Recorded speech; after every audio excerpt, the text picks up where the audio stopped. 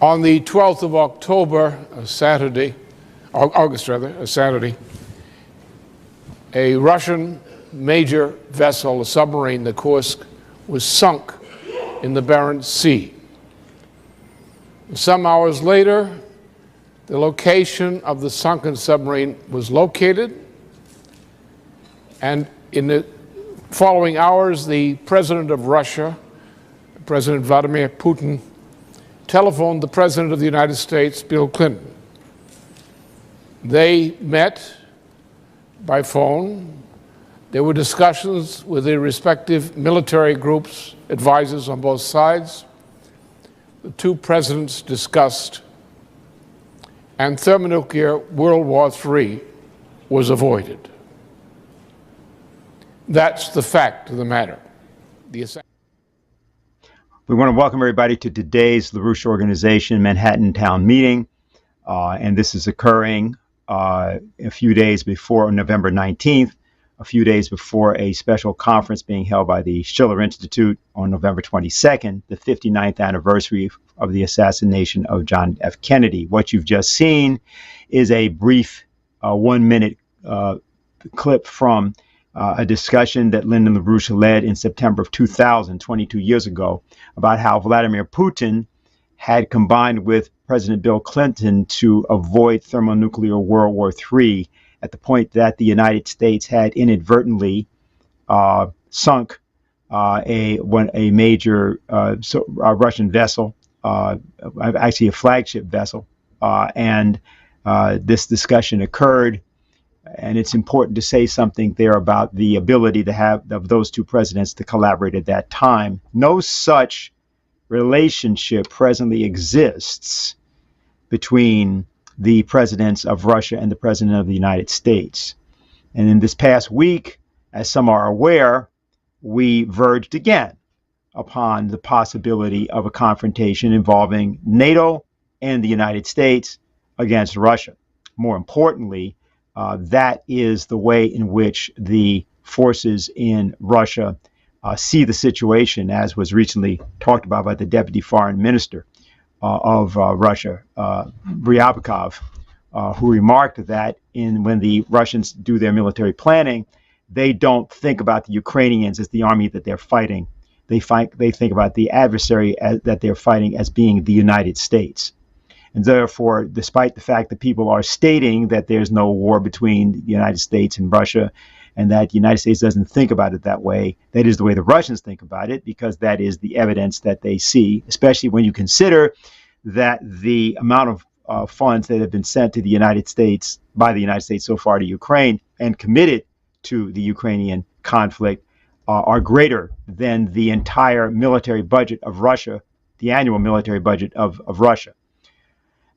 What we want to do next is to remind people of something, which is what thermonuclear war is. And there's a video that we will have been showing, and we'll have a different version of the same material shown at the Schiller Institute conference, which we'll advertise right after this for November 22nd, which is a conference of legislators and others that has been meeting now. This will be the third edition of this particular grouping, largely comprised of people from Ibero-America, but actually an international grouping. What we want to do is to first remind Americans that may have forgotten, and others who will be watching the program, of what thermonuclear war is about. This is a 5-minute video done by Stephen Starr, assistant clinical professor and former clinical laboratory science program director at the University of Missouri. And he prepared this, and we're going to show it to you now. So this is a picture of a large thermonuclear weapon from a distance of 50 miles that would be similar to what you would see being detonated in a nuclear war with the US and Russia. And this is an image of the firestorm I mentioned. I put the picture over New York City to give people there an idea of how large one nuclear warhead would do. There would probably be a number of nuclear warheads that would be targeted in a place like New York. The U.S. and Russia have, only a few hundred cities. The population is greater than 100,000 people. So, they've got plenty of warheads to go around. These warheads would be delivered, primarily the launch-ready warheads would be coming from intercontinental ballistic missiles. Those are land-based missiles, and they have about a 30-minute flight time going from the U.S. to Russia or from Russia to the U.S. But they can also include submarine-launched ballistic missiles. And if these subs are parked off the coast of Russia or the U.S., they can hit targets there in as little as 7 to 10 minutes. Now, a launch would be detected here by the North American Aerospace Defense Command. It's a picture of where it is buried in a mountain. They're always busy 24 hours a day getting ready for a nuclear war. If they detect it, then what will they do? Well, the US and Russia have maintained a policy of what they call launch on warning for quite some time. What this means is if a nuclear strike is detected on early warning systems, we'll launch a retaliatory strike before the strike arrives, while the enemy missiles are in the air and before any nuclear detonation occurs. So a false warning of attack, if it's believed to be true, would make the retaliatory strike a nuclear first strike. In other words, accidental nuclear war. There's been many false warnings of attack in the past, but when you have low levels of tension, they're less likely to be believed. But right now we don't have that. So missile flight times determine the time allowed to order a nuclear counterattack.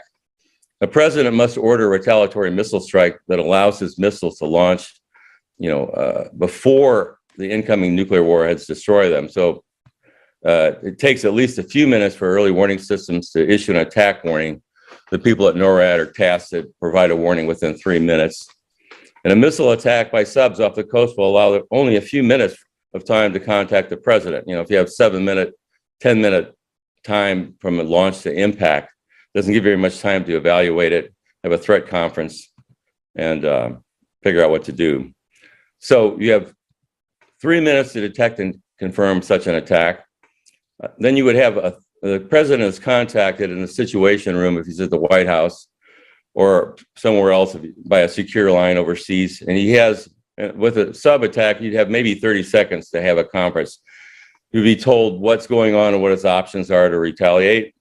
And then it takes, let's say, assume he gives the order to launch right then. It takes 2 to 3 minutes to give and transmit the launch order. It takes about 2 minutes for the ICBM, the intercontinental ballistic missiles launch to be launched and get out of harm's way. And it takes about 15 minutes for submissile launch. So, but just suppose a warning of attack was false. I mentioned if the presidents are not at the White House, they're always followed by a nuclear suitcase. And it takes about 1 minute for those to order a launch. It's an automated communication device that connects the president to the National Command Authority. Now, this is what it would look like in Russia if they detected an attack. This is their NORAD. So I wanted to mention that the Russian military can issue a launch order that bypasses all lower levels of command.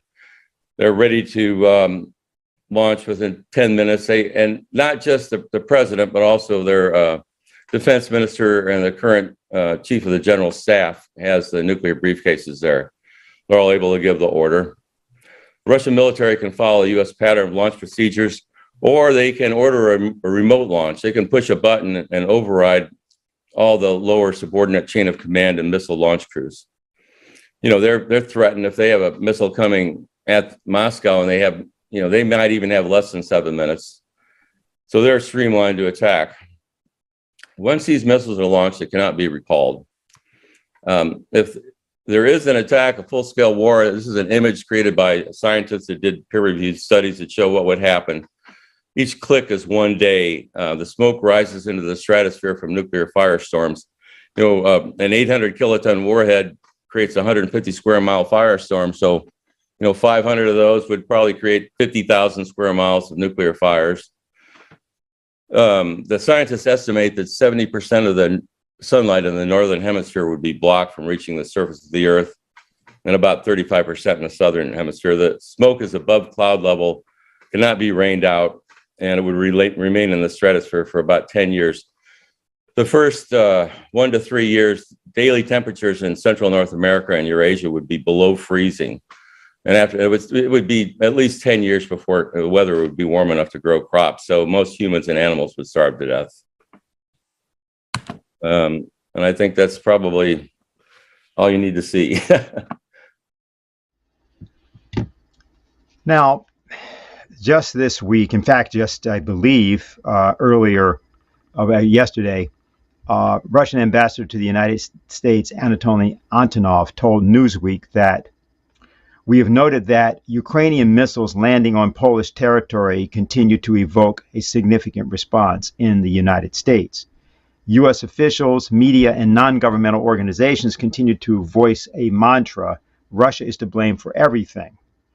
The American side resorts to such a method in any difficult situation, even when the U.S. publicly acknowledges the fact that Kiev is responsible for the deaths of Polish civilians. The Russian diplomat derided absurd attempts to shift responsibility onto our country and warned that they, quote, can only provoke the Kiev regime, which already feels permissiveness. The Ukrainian authorities are not only begging Washington to provide more military assistance, Antonov added, but are also trying to provoke a direct military clash between the Russian Federation and NATO. Now, later on in our program, Harley Schlanger will detail various of the elements of this past week in the Polish missile incident and what it is intended to perhaps provoke. But right now, what I want to do is to have one of our young members, Kynan Thistlethwaite. Some people have seen him involved in some of the interventions that have happened against various of the congresspersons and others that have voted for the Ukraine war and continue to support it. He had an observation concerning an earlier time involving 60 years ago, the Cuban Missile Crisis. And given that the conference that the Schiller Institute will be holding this Tuesday, November 22nd, falls on the 59th anniversary of the death of President John F. Kennedy, I thought that it'd be valuable for him to give you his insight, and he has something he wants to present. So, Kynan, go right ahead. Yeah, thanks. Thanks, Dennis. I'll be really short. My observations concern an announcement which John F. Kennedy gave on October 22nd of 1962, in which he had announced that he would be responding to the missiles that had been placed in Cuba with a quarantine. And my observations concerning that event was how similar they actually are to today. And the fact that Kennedy viewed the Soviet placing of missiles in Cuba at the time as a clear provocation. And intelligence analyst Ray McGovern, who we've talked to many times, also pointed out that it's the exact same situation. I mean, you have missiles that were recently placed on Poland and Romania near Russia's border, which are supposedly anti-missile defense systems. But Putin had pointed out quite clearly that they could easily be converted to launch cruise missiles or even hypersonic missiles within 3 hours. So that's really the same situation that we're facing today. And one other thing I'll note is Kennedy's sense of leadership within that speech. And, you know, he was battling with people within his own administration that were guiding him to, you know, invade Cuba, to proceed to invade the country. But he avoided that. And that's one thing that the quarantine was a part of actually giving Khrushchev, the Soviet leader, time to reconsider his actions and to not make him feel very pressured. And, you know, one quote which stood out to me, which Kennedy remarked within the crisis, was that while we're defending our own vital interests, nuclear powers must avert those confrontations which bring an adversary to a choice of either a humiliating retreat or a nuclear war. So from that, we get a sense of the kind of leadership that's needed today to avert a new nuclear crisis. And it's certainly a situation that's much more dangerous, I think, than the Cuban Missile Crisis in 1962. So yeah, those are my reflections, but I hope we can see that speech now. This government, as promised, has maintained the closest surveillance of the Soviet military buildup on the island of Cuba. Within the past week, unmistakable evidence has established the fact that a series of offensive missile sites is now in preparation on that imprisoned island.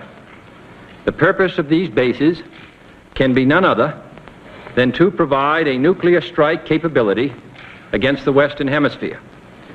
Upon receiving the first preliminary hard information of this nature, last Tuesday morning at 9 a.m., I directed that our surveillance be stepped up.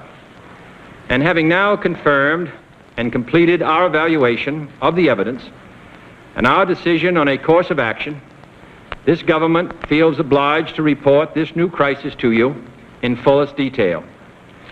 The characteristic of these new missile sites indicate two distinct types of installations.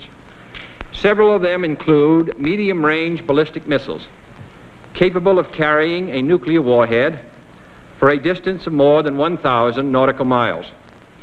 Each of these missiles, in short, is capable of striking Washington, D.C., the Panama Canal, Cape Canaveral, Mexico City, or any other city in the southeastern part of the United States, in Central America, or in the Caribbean area.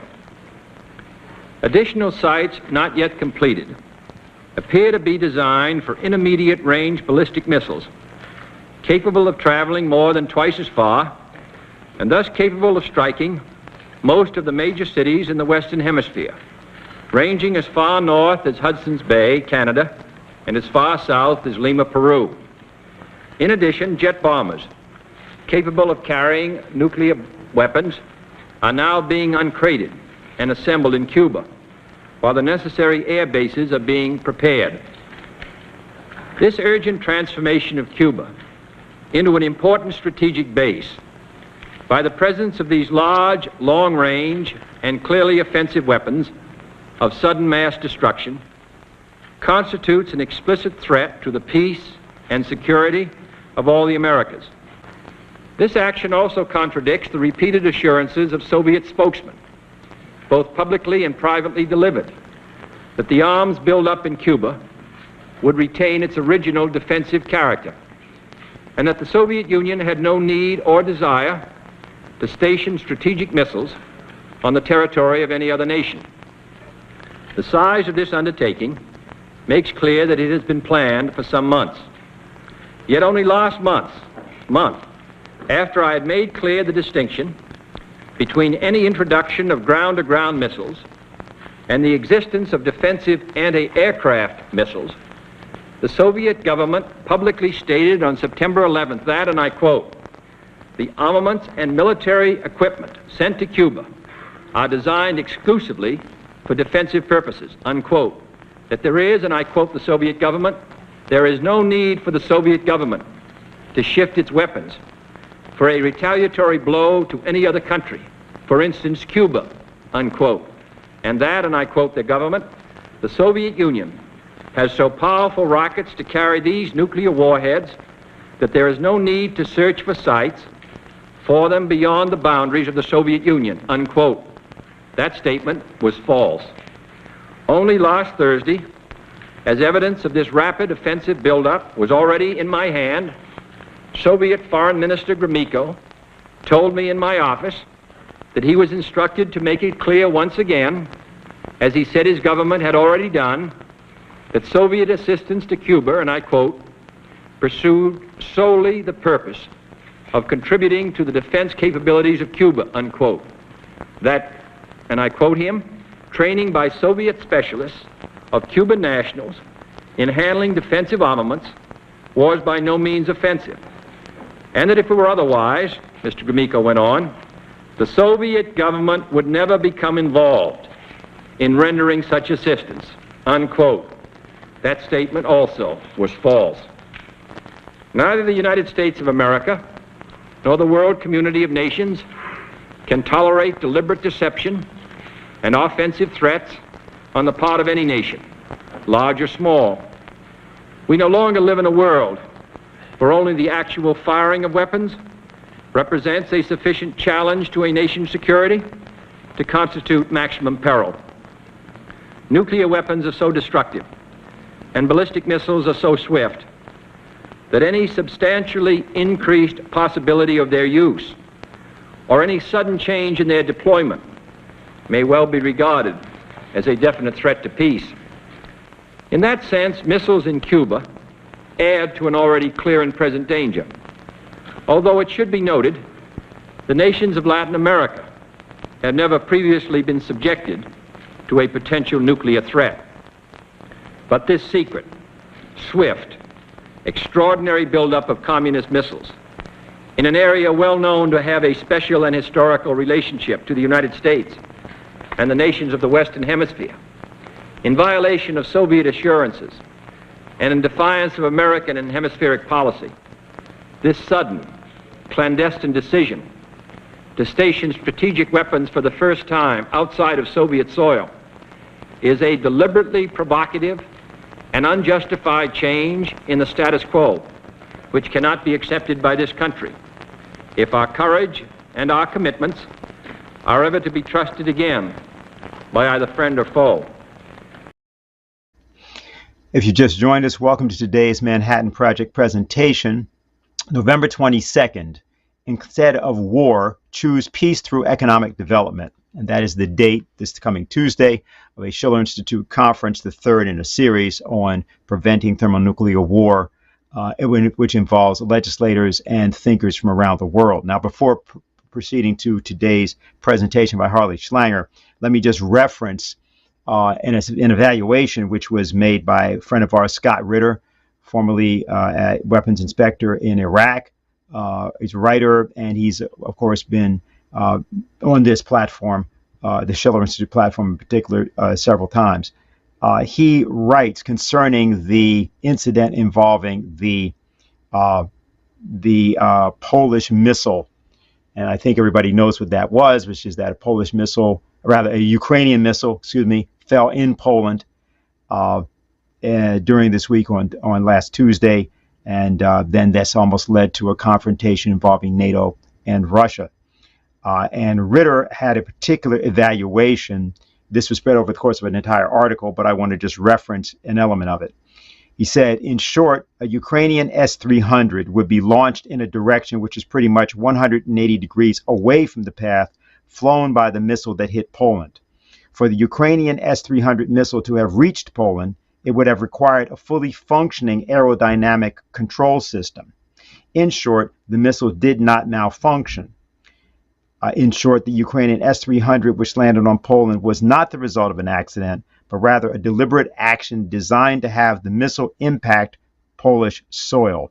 I want to stress now that is Mr. Ritter's evaluation, and what we're going to be doing in the course of the next hour, 2 hours, is not merely evaluating this circumstance as one form of provocation of war, but the background conditions, the actual causes, which actually go far beyond the battlefield, far beyond what's going on in Ukraine, and far beyond what would seem to be the province of politics, as most people would understand that.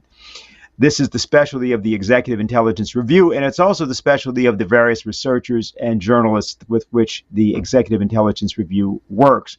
We're going to hear from two of them today, and we're going to start first with Harley Schlanger, who's also a spokesperson for the LaRouche organization, as well as a journalist. So Harley, good to see you. Take it away. Thank you, Dennis. Thank you. It was on November 15th that a missile hit a Polish grain silo near the border of Poland and Ukraine, and it killed 2 Polish citizens. Immediately, before anyone had a chance to evaluate what happened, the press went crazy. Russian missiles kill citizens in NATO member Poland, screamed the British headlines on numerous newspapers. Putin did it. Putin's bombs kill 2 Polish citizens, and they always emphasized in the headlines that Poland is a member of NATO. Now, immediately, what was called for was, should there be an invocation of Article 4 of the NATO Charter, which would be for immediate consultation under the argument that an attack on one NATO member is an attack on all, or should they go immediately to Article 5, which was to take action to defend a NATO member that was under attack? Now, this brought us very, very close to a nuclear confrontation. Now, maybe what headed it off was a quick response from someone not known for quick, decisive responses, namely President Biden, who immediately came out after being briefed and said, "We don't believe it was a Russian missile." Now, what that set in motion was a series of narratives coming from NATO members and officials who are part of the Warhawk faction, insisting that it probably was a Russian attack, but if it wasn't, it didn't matter, Russia is still to blame. And I'll give you a little bit of the background on this. But you just heard from Scott Ritter. He issued a statement almost immediately saying that missiles can be tracked in that part of the world from the moment they're launched because you have such intense scrutiny from satellites, from all kinds of different sources. And had that been shot from Russia, they would have known immediately. And so he said that they knew as soon as that hit that it wasn't a Russian missile and it was a Ukrainian missile. So this goes to what Scott was saying, that he believes that it was a deliberate shot rather than an accident or a malfunction. But look what was set in motion. Even after it was acknowledged by U.S. military officials, U.S. civilian officials connected to the White House and others, including the Polish president, that it was not a Russian missile, the anti-Russian faction went into full gear further. Zelensky, of course, said he knows it was Putin and Russia that did it. He said, "I talked to our military people and confirmed it was not our missile," a position he held even after he heard what Biden said and what U.S. military officials and NATO officials said. He consistently said it was not our missile, it was the Russians. He finally, eventually said, "Well, I'm waiting for the evidence to prove it." His foreign secretary, Kuleba, who's an unhinged warhawk, went further, though. He said anyone who says it was a Ukrainian missile is guilty of Russian disinformation. Now, the line that came out from NATO, once they admitted that it was apparently not Russia that did it, was it's still Russia's fault. It's still Putin's fault. The Polish citizens who died because of Russia's war in Ukraine. Stoltenberg, the NATO General Secretary, said that explicitly. He said, well, we know now that it wasn't a Russian missile, but it was fired by the Ukrainians to defend themselves from Russian missile attacks. Therefore, it's Putin's fault. One other very prominent official who had that line was Anne Applebaum, who's on the board of the Atlantic Council, which is one of the British-American Warhawk councils. She's also a journalist with The Atlantic. She posted an article saying, Russia deserves all the blame. And in the article, she wrote, it doesn't matter what happened, it's Putin's fault. Now, that's what we're dealing with in terms of this unhinged war faction that made the commitment to weaken or destroy Russia before February 24th, before the Russian special military operation was launched. The decisions had been made that there would be no negotiation on the security demands that Putin was making regarding Ukraine, regarding NATO, regarding weapons placed close to the Russian border. There'd be no discussion of that. And as a result, the Russians at a certain point, who had been talking about these things for more than 20 years, but especially since the February 2014 US-sponsored coup in Ukraine, they finally, after 8 years, lost their patience, especially as the killing of Ukrainian citizens of Russian descent who lived in eastern Ukraine were being killed by Ukrainian military forces in violation of the Minsk II Accord which Ukraine had signed.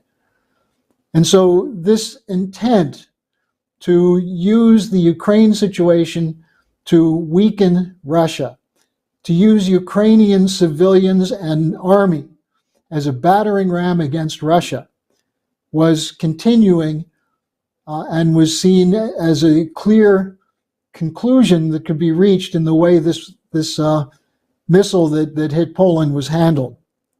Now, after saying it was still Russia's fault, what came out immediately? This just proves, they said, the need to upgrade Ukraine's air defense system. And this also goes back to something that was being discussed a year ago by NATO, that to protect Ukraine from Russia, they need a no-fly zone. They need an air defense shield that would protect them.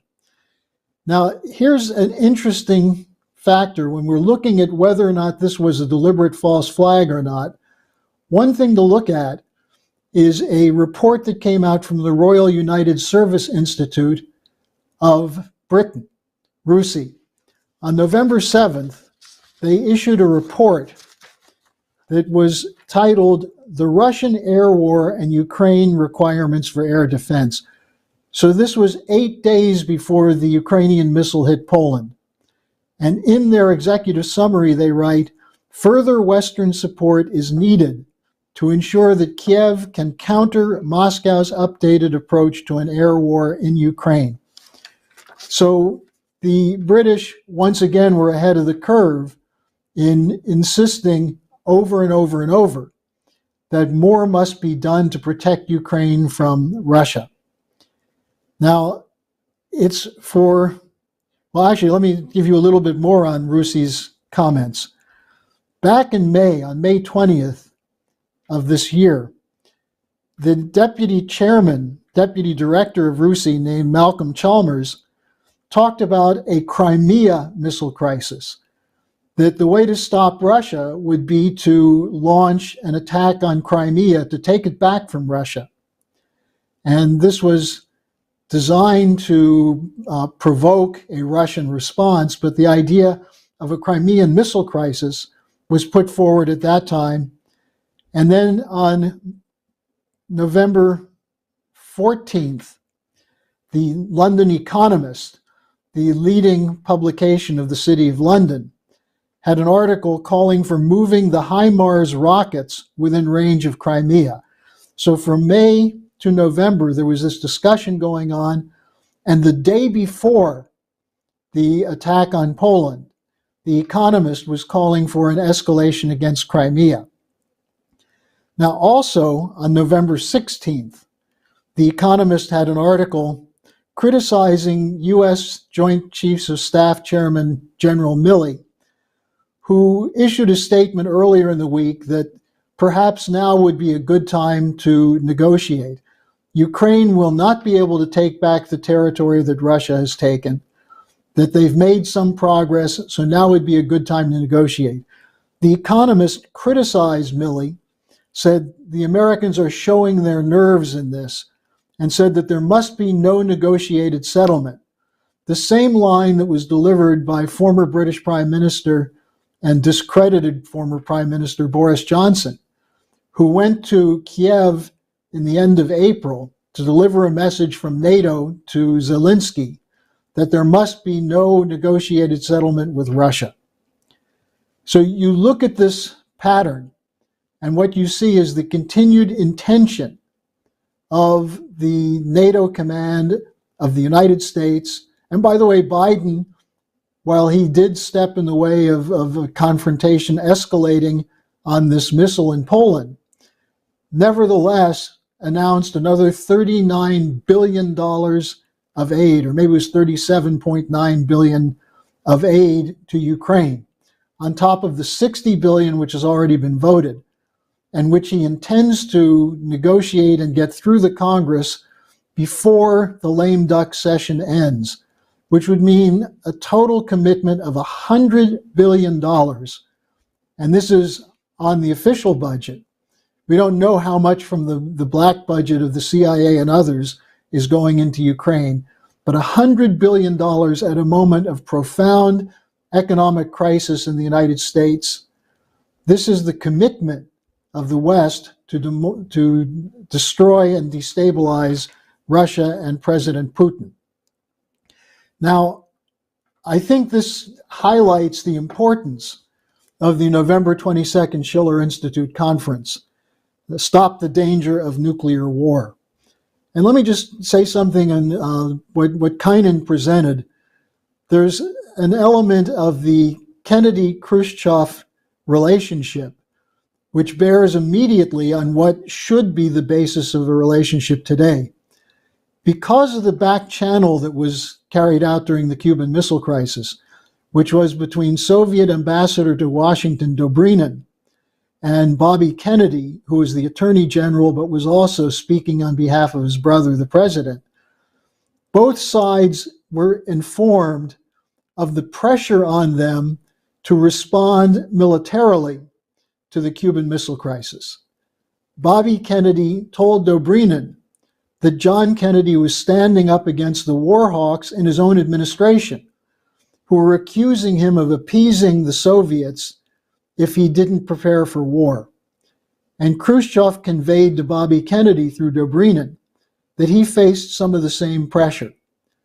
And so both Khrushchev and Kennedy, reflecting on this after the crisis was ended by a negotiated deal, both of them said that they recognized the pressure on the other, and that went into their decision to finalize the agreement which led to the end of that crisis. In other words, what the Schiller Institute has been emphasizing in terms of how you get out of this kind of crisis, back channel negotiations, standing up against the war hawks, but most importantly, recognizing the legitimate security concerns of the other. John Kennedy and Khrushchev stood up to the war hawks in their own governments and acted on an understanding that the danger of nuclear war was coming from those war hawk factions, and that what was necessary was to recognize there were legitimate security concerns. Why did the US have missiles in Turkey? Because of their concern with the Soviet Union. Why did the Soviets send missiles to Cuba? Because we had already invaded Cuba with the Bay of Pigs crisis a year earlier. And there were threats constantly coming from the administration and the Congress to overthrow the Castro regime. So both Kennedy and Khrushchev stepped back and recognized the legitimate security interests of the other. That's what should have happened in December of last year when Putin met with Biden telephonically, when they discussed the crisis, and the US and the West, instead of recognizing legitimate security concerns raised by Putin, instead pressed ahead, gave Zelensky the go-ahead, started shipping arms, and made a war in Ukraine inevitable. And that's why this November 22nd meeting is so important. Now, let me just pick up on one other aspect of something that was going on at the same time as this crisis unfolded. There was a G20 summit, group of 20. President Putin wasn't there, partly because he didn't want to become an issue in the discussion. We don't know everything else that was involved, but there was a deliberate effort by the NATO forces to try and bully the other non-NATO forces into adopting a communique which would condemn Russia for the Ukraine war. Instead, the president of Indonesia, who was the chairman of the event, working with others, including Xi Jinping of China and representatives of other nations from the global south that are part of the G20, refused to submit to the demand from the so-called West and Japan that Russia be condemned. Instead, the final communique had the following statement about the Ukraine war. Quote, "Most members strongly condemned the war in Ukraine." Note the war in Ukraine, not Russian invasion of Ukraine or the Russian war, Then it continued. There were other views and different assessments of the situation and sanctions, because the nations from the global south are very familiar with what happens when you go against the established position of the City of London and Wall Street, which is backed up by US and NATO military forces. You have coups, you have regime change, you have assassinations, you have wars. They've been accustomed to this going back to the time of the fall of the Soviet Union in 1991. And now they're standing up because they see in Russia and China two nations which have a different approach to this question of international relations. Instead of trying to impose a unipolar world with one set of an economic model, that is, either you go with the neoliberal economic model enforced by the International Monetary Fund and Western military power, or else. Instead, because Russia and China won't give up their sovereignty and won't submit, they've been targeted. That's what's behind the targeting of Putin and Russia. The fact that they had already been submitted to this between 1990 and 1999, the so-called shock therapy policy, technically from 1991 to 99. It had a devastating impact on the former Soviet Union, a demographic crisis, an economic crisis, reducing the population of Russia. More people were dying than were born. And it was that which brought Putin in 1999 as the president with a commitment to reverse that. And he has. And this, along with China's policy of economic development, which lifted 800 million people out of poverty, has been the basis for giving a certain sense of power to poorer nations, nations of the so-called developing sector or the third world, that if they are looking for an alternative to the American system, not the American system, but the American policy of neoliberalism, of taking away sovereignty, if they're looking for an alternative, it's coming into existence in the groups such as the Belt and Road Initiative's investment policy, the BRICS, the Shanghai Cooperation Organization, and so on. And so the pressure coming from the West on these countries is being met with a firm resistance, saying that we're sovereign nations, we're looking for an alternative system where we don't have to choose between two blocks. And so at the same moment that we came face to face with the danger of a nuclear war over these missiles, the missile that hit in Poland, the resistance to the unilateral order, the sole superpower, was on display in the Asian summits, because in addition to the G20, there was an ASEAN summit and an APEC summit. Now, it's in that context, then, that we will be holding the November 22nd meeting, which addresses the strategic architecture, breaking from the unipolar order, based on the idea that there is a better way of recognizing the mutual interests of other nations in economic development, not being told to give up their sovereignty and submit to a one-size-fits-all neoliberal policy, but a potential for economic development. And the final point to be made on this is that one of the leading spokespersons for this point of view over the last 20 years has been Helga Zepp-LaRouche.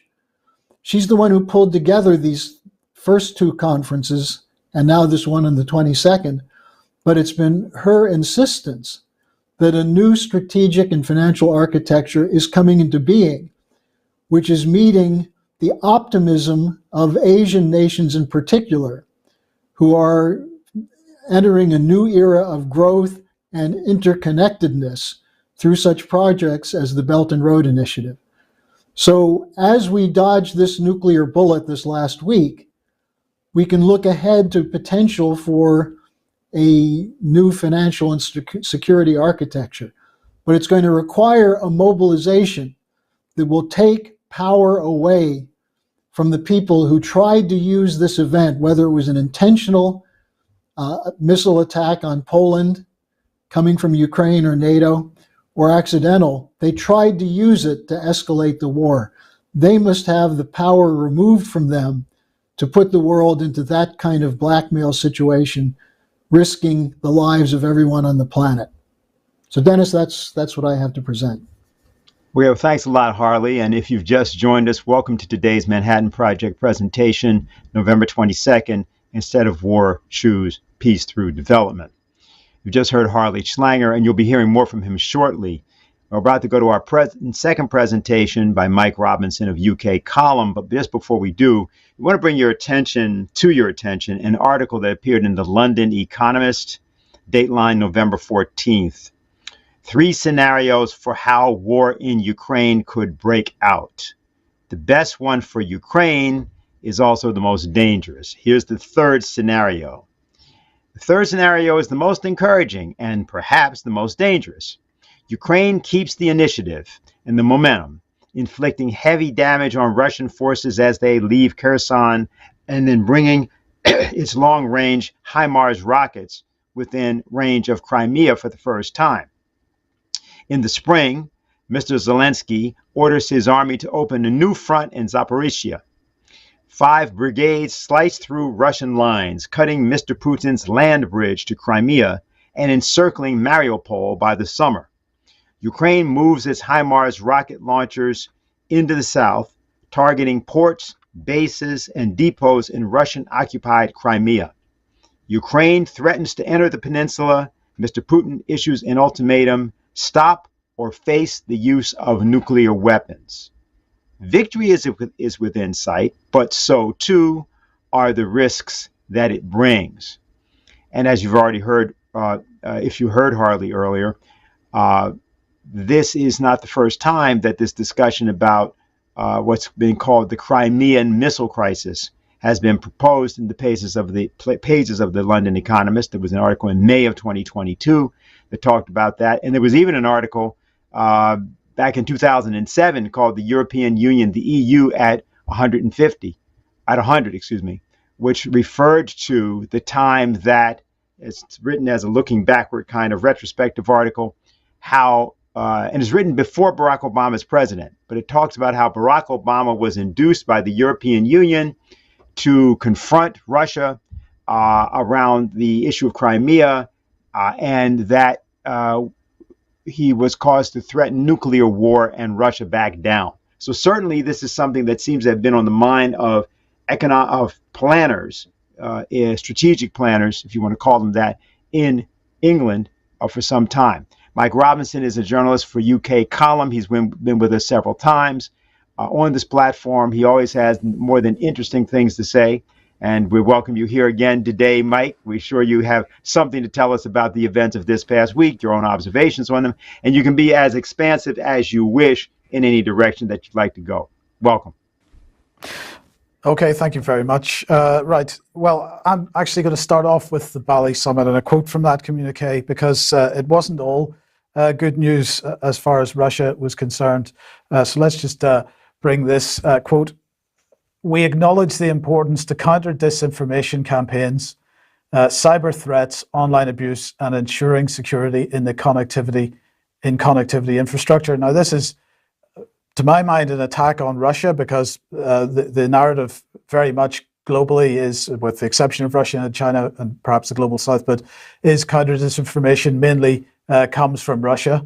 Cyber threats come from Russia and increasingly China. And then the final point there is ensuring security and connectivity infrastructure.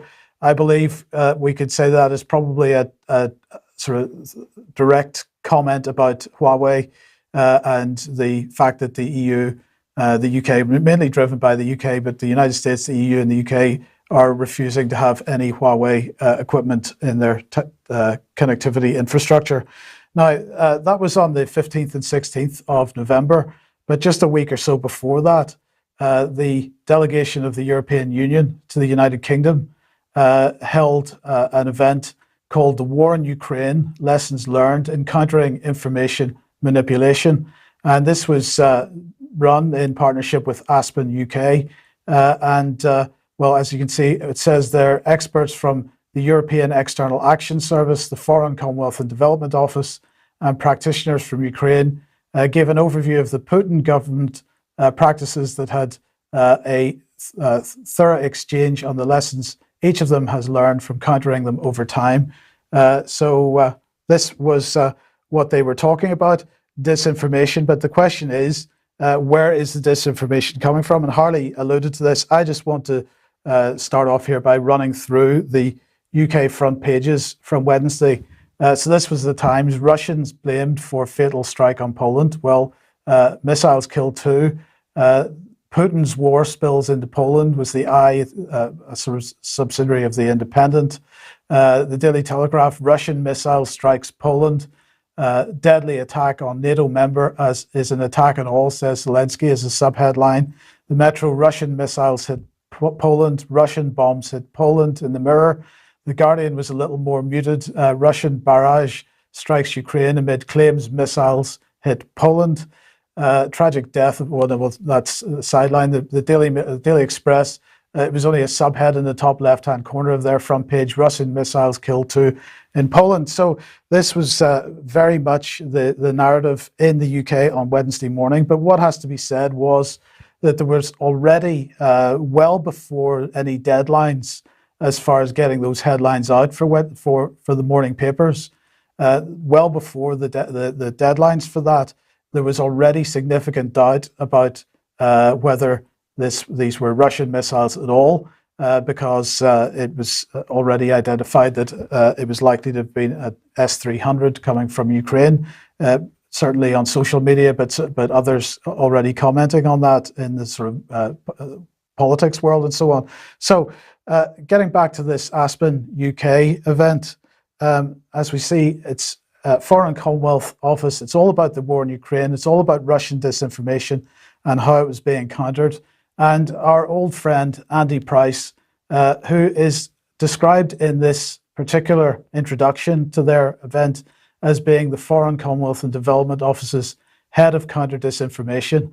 So he left his role as the head of the Counter Disinformation and Media Development Program. He seems to have been promoted, so he's now overall head of the counter disinformation at the Foreign Office. But we'll just remind you that Aspen Institute's website here has the current head of the Counter Disinformation and Media Development Program, Darren Boyling. So he seems to be working below Andy Price. Now, just to give an idea of what was being talked about at this event, I have a couple of little clips here. First of all, just so as we know who's chairing this event, here's the Aspen Institute describing the chair of the meeting. I'm particularly delighted to introduce today's moderator, Jessica Cecil. She's the founder of Trusted News Initiative, the world's only alliance of major international tech companies and news organizations, which include Meta, Google, Twitter, and Microsoft. They counter disinformation in real time. But before that, she has spent 20 years at the BBC as news journalist and documentary maker. So really just quite the most perfect person to lead both of the conversations today. I'm particularly delighted. Sorry about that. There we go. 20-year BBC veteran, now running the Trusted News Initiative. And this is one of these organizations that's been set up to try to develop this idea of trust in the media. So this is one of the mechanisms for countering disinformation, they claim, by creating the idea of trust. And what we saw from the front pages from Wednesday was a common narrative across all the media. No mainstream news outlet was offering any alternative narrative. And of course, the reason for that is because the G7 in I've mentioned this before, but the G7 in 2018, Theresa May convinced them to sign up to this notion of what she described as the rapid reaction mechanism, which was the idea that Western nations, G7 nations, would carry a common narrative across all their media and all their government communications. Now, as I said, speaking at that Aspen UK event was Andy Price. Let's just have a listen to what he had to say about disinformation and Russia. Lots to pick up there, Andy. One specific thing, what we've seen in the last few weeks, months, is specific narratives coming from Russia about the role of the UK, for instance, in blowing up the Nord Stream pipeline. Is that new, and why is that happening? It's not new. The UK has long been a target of Russian disinformation, and I think since Stalin's time we've been blamed for all sorts of things going wrong in Russia. So if you look at the pattern of blaming the UK for stuff, this is a pure distraction, mainly aimed at Russian audiences. You have to remember, the regime in the Kremlin, their first priority is regime survival. So they have to try and excuse themselves for what's happening in Ukraine. And they're distracting the rest of the world. They're distracting our audiences from their war crimes, from what they're doing on the ground, from their bombardment of Ukrainian cities. So this just falls into that pattern of behaviour, and it just happens that the UK is being blamed for a range of different things. And we saw this around MH17, where lots of different countries were blamed for a range of incidents. We saw it around Salisbury, where we were blamed for the Salisbury attack. Different European countries were blamed, and I think Skripal's mother-in-law was blamed at one point as well. So it's classic Russian tactics. So hopefully that didn't cause your sides to split too much. The comedy value in that should be obvious. But Andy Price, not a massively impressive person as far as I'm concerned, but very clearly dismissing any suggestion of UK involvement in the events running up to the present. Now, of course, he's in charge of counter-disinformation at the Foreign Commonwealth and Development Office, and he has a program called the Counter-Disinformation and Media Development Program. And what we often forget, I have mentioned this before, but I really want to make this point because it's extremely important. The media development aspect of this is extremely important. Now, we decided that we would set up a website because the Foreign Office spends money every month on various programs, and that money is the details of that, or at least the amounts of money and where the money goes, is published in a format which is pretty inaccessible for most people. And so we set up a website in order to try to give people access to that information in a slightly more easy to digest way. So it's at fcdospending.ukcolumn.org. And I just want to show, just come back to this, just show a quick idea of the number of organizations. So you've seen Adam Smith in there, Allianz, a whole raft of organizations that BBC, the FCDO spends money on, and you can select any one of those and see how much money they've spent over a period of time. So if we look at this graph here, this was an earlier version of the website. We've got much more data on it now, but this was going back from September 2020 to May 2022. And one of the things that struck me about it was that quite a lot of extra spending going on in February this year, just before the war started in Ukraine. I'm sure that's purely coincidental, but there you go. That was something of note. But here's the media development aspect of it. We've mentioned this organization before, BBC Media Action. And what we can see there is spending over time with BBC Media Action. And if we just bring up some more of the detail on that, you can see that they've spent £8.5 million on this little charity. This isn't the only money that this BBC charity gets, of course. It also receives money from the European Union, also US aid, as far as I know, and so on. But this is the thing.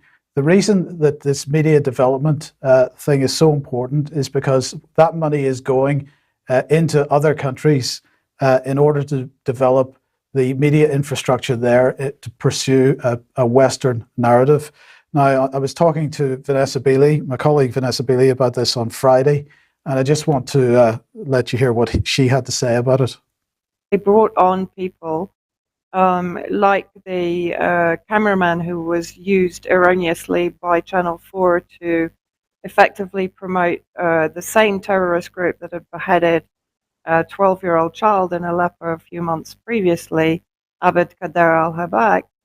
The BBC brought him on board as one of their primary researchers without informing the public that not only was he working hand in glove with terrorist groups that were responsible for war crimes and atrocities against the Syrian people, but that he'd also be trained by a UK Foreign Office funded project, BASMA, that was there to produce the citizen journalists, to produce the reports, to corroborate UK foreign policy in Syria, and that the BBC was cited in the leaked UK Foreign Office documents showing that they were part of the complex that had been producing media support and PR for the armed groups. And that included, as you rightly say, picking specific witnesses and rehearsing them in what to say in order to achieve the reports they wanted. And of course, the White Helmets were also part of that complex, right?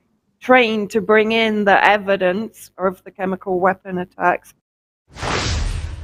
So my point here is that it's not just the idea that all disinformation comes from Russia, while in the meantime we're pushing out disinformation of the type that we saw on those front pages, but also the fact that we are helping to build the Western narratives by training journalists in countries, including in Ukraine, through organizations like BBC Media Action and the Thomson Reuters Foundation and other similar organizations. I'll just put this up just for the sake of interest, the amount of spending on the British Council. I just go and look at that website and have a look and see. One of the things that strikes us straight away, of course, is that although the Foreign Office publishes the amounts of money and where the money goes to on a monthly basis, it doesn't tell us what it's being spent on. So it all gets allocated to this so-called accountancy line item, program spend, and we've no idea what that program spend is, what that money is actually being spent on. And freedom of information is of no great use in this respect. Now, we saw the front pages, the headlines. That was one form of disinformation from UK press, but just a little short piece of comedy here. Just a slightly different type of disinformation in the sense that this is a completely staged event, because I believe at the G20, well, what do we call these? This comedy duo, perhaps the Chuckle Brothers or something, I don't know, but they decided to give Mr. Zelensky a call. Try not to laugh too much. Prime Minister Trudeau, Prime Minister Sunak, President Zelensky, please go ahead, you're online. Hello, Volodymyr. It's Rishi and Justin. I really wanted you to hear from us as friends. We absolutely know how difficult yesterday was. It was horrific for you and your country, and we have called it out in the session that we've just had and on the media here this morning, and we made that point loud and clear to everyone who was here. So I'm not going to impose any more of that on anybody, but that was the Rishi and Justin show. This is also a form of disinformation in a sense, and propaganda certainly. But in the meantime, of course, other events were going on, and I just thought we should touch on the issue of FTX and the collapse of the FTX cryptocurrency exchange, because of course that's related to Ukraine in a certain way as well. Now we'll just start off with a quick quote from Kim.com here. Saying the FTX thief stole $1 billion from his customers and donated $100 million to the Democrats. 10% for the big guy is what he was asking. Well, that may well be the case. Let's just quickly look at FTX itself. So, of course, it had its sister organization, Alameda Research, the CEO, Sam Bankman-Fried, and his girlfriend, apparently, Caroline Ellison, running those organizations. But he has connections with Gary Gensler, head of the SEC, through the Commodity Futures Trading Commission. And Gensler then has connections to Glenn Ellison, who is head of economics at MIT and happens to be Caroline Ellison's father. Well, Glenn Ellison and Gary Gensler know each other because Gary Gensler ran a program at MIT for the economics department on cryptocurrencies before he became SEC chair. And then, of course, Sam Bankman-Fried's mother, Barbara Fried, is a Democratic Party fundraiser. So perhaps that's why quite a bit of money is going to the Democratic Party. And we'll just mention this from Yahoo Finance. What do Gary Gensler's MIT lectures reveal about future crypto regulation? So that's just to reinforce the fact that Gensler was presenting a course, a lecture series at MIT from 2018 to 2019. But I wanted to highlight this article, and Harley wanted me to highlight this article in the Grey Zone. FTX partnership with Ukraine is latest chapter in shady Western aid saga. So just take a quote. This is from Kit Klarenberg once again.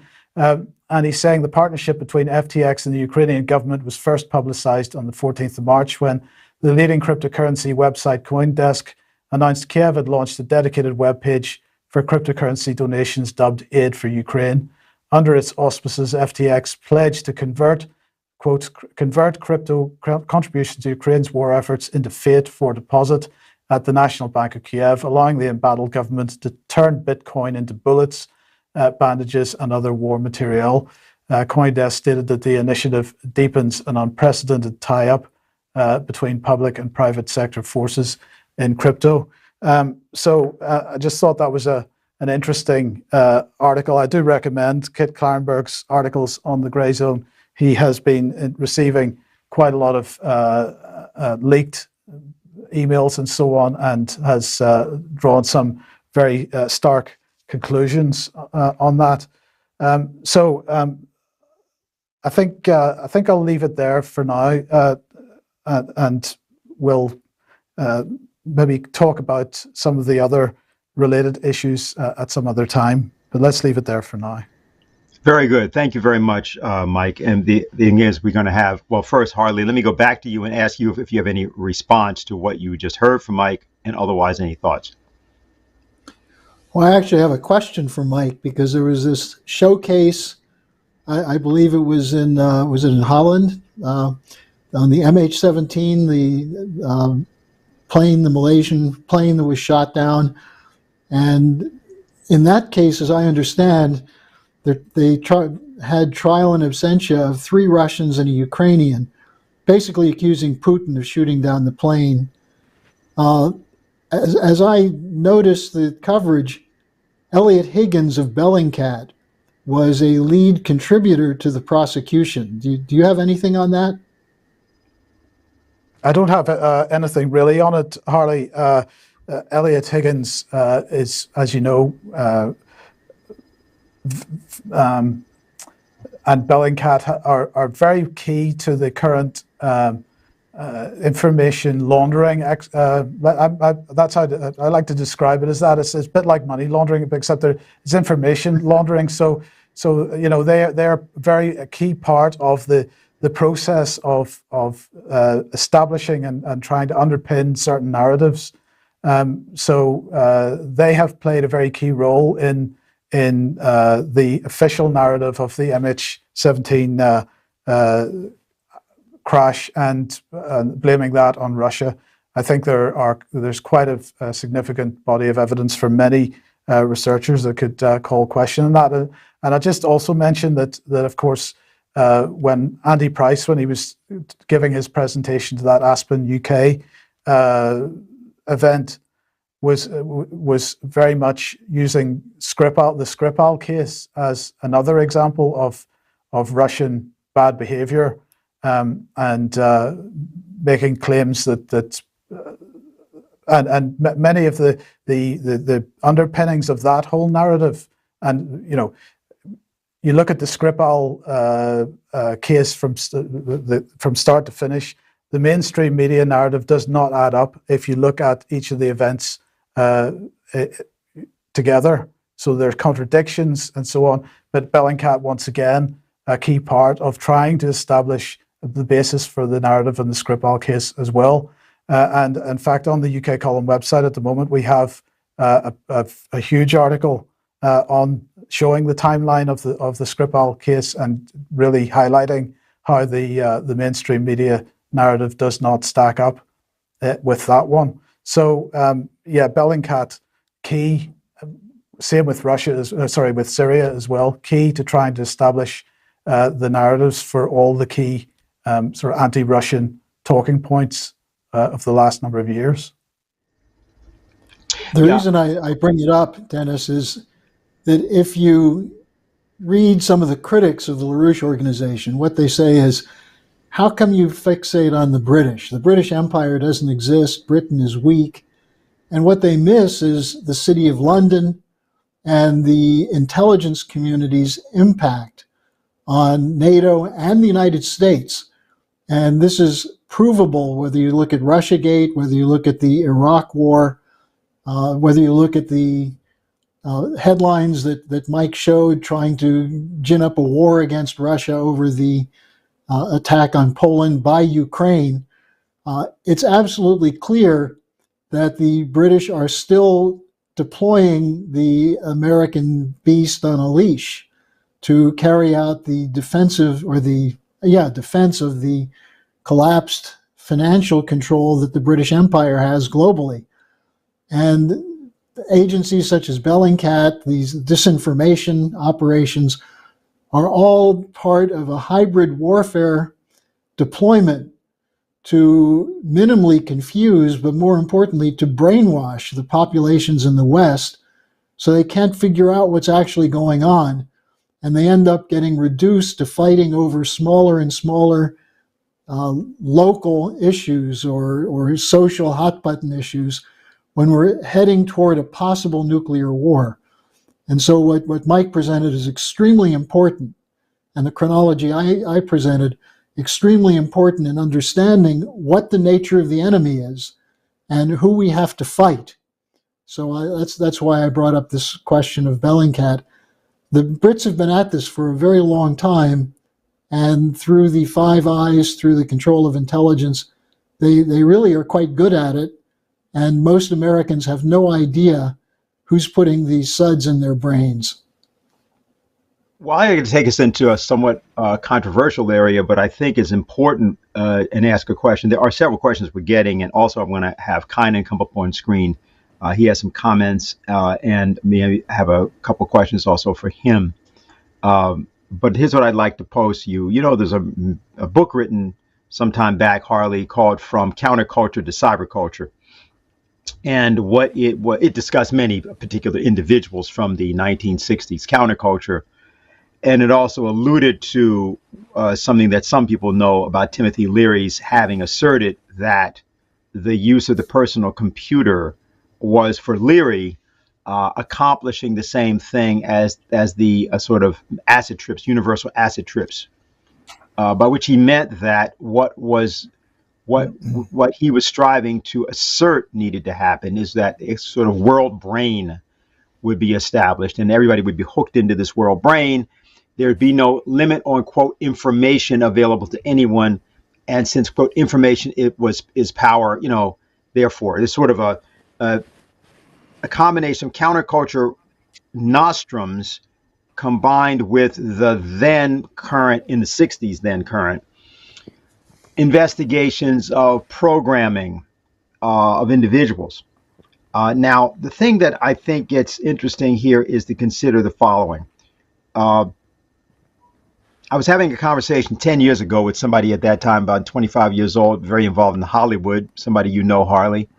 And he was emphasizing to me that the old divisions of generations, by 25 years, for example, that we use when we talk about physical economy and production, and the time that has to elapse for you to create a new productive generation. He said, well, that difference does not tell you how rapidly there is a differentiation now and stratification among young people who are being submitted to forms of technological change, meaning in this case software, about every 5 years.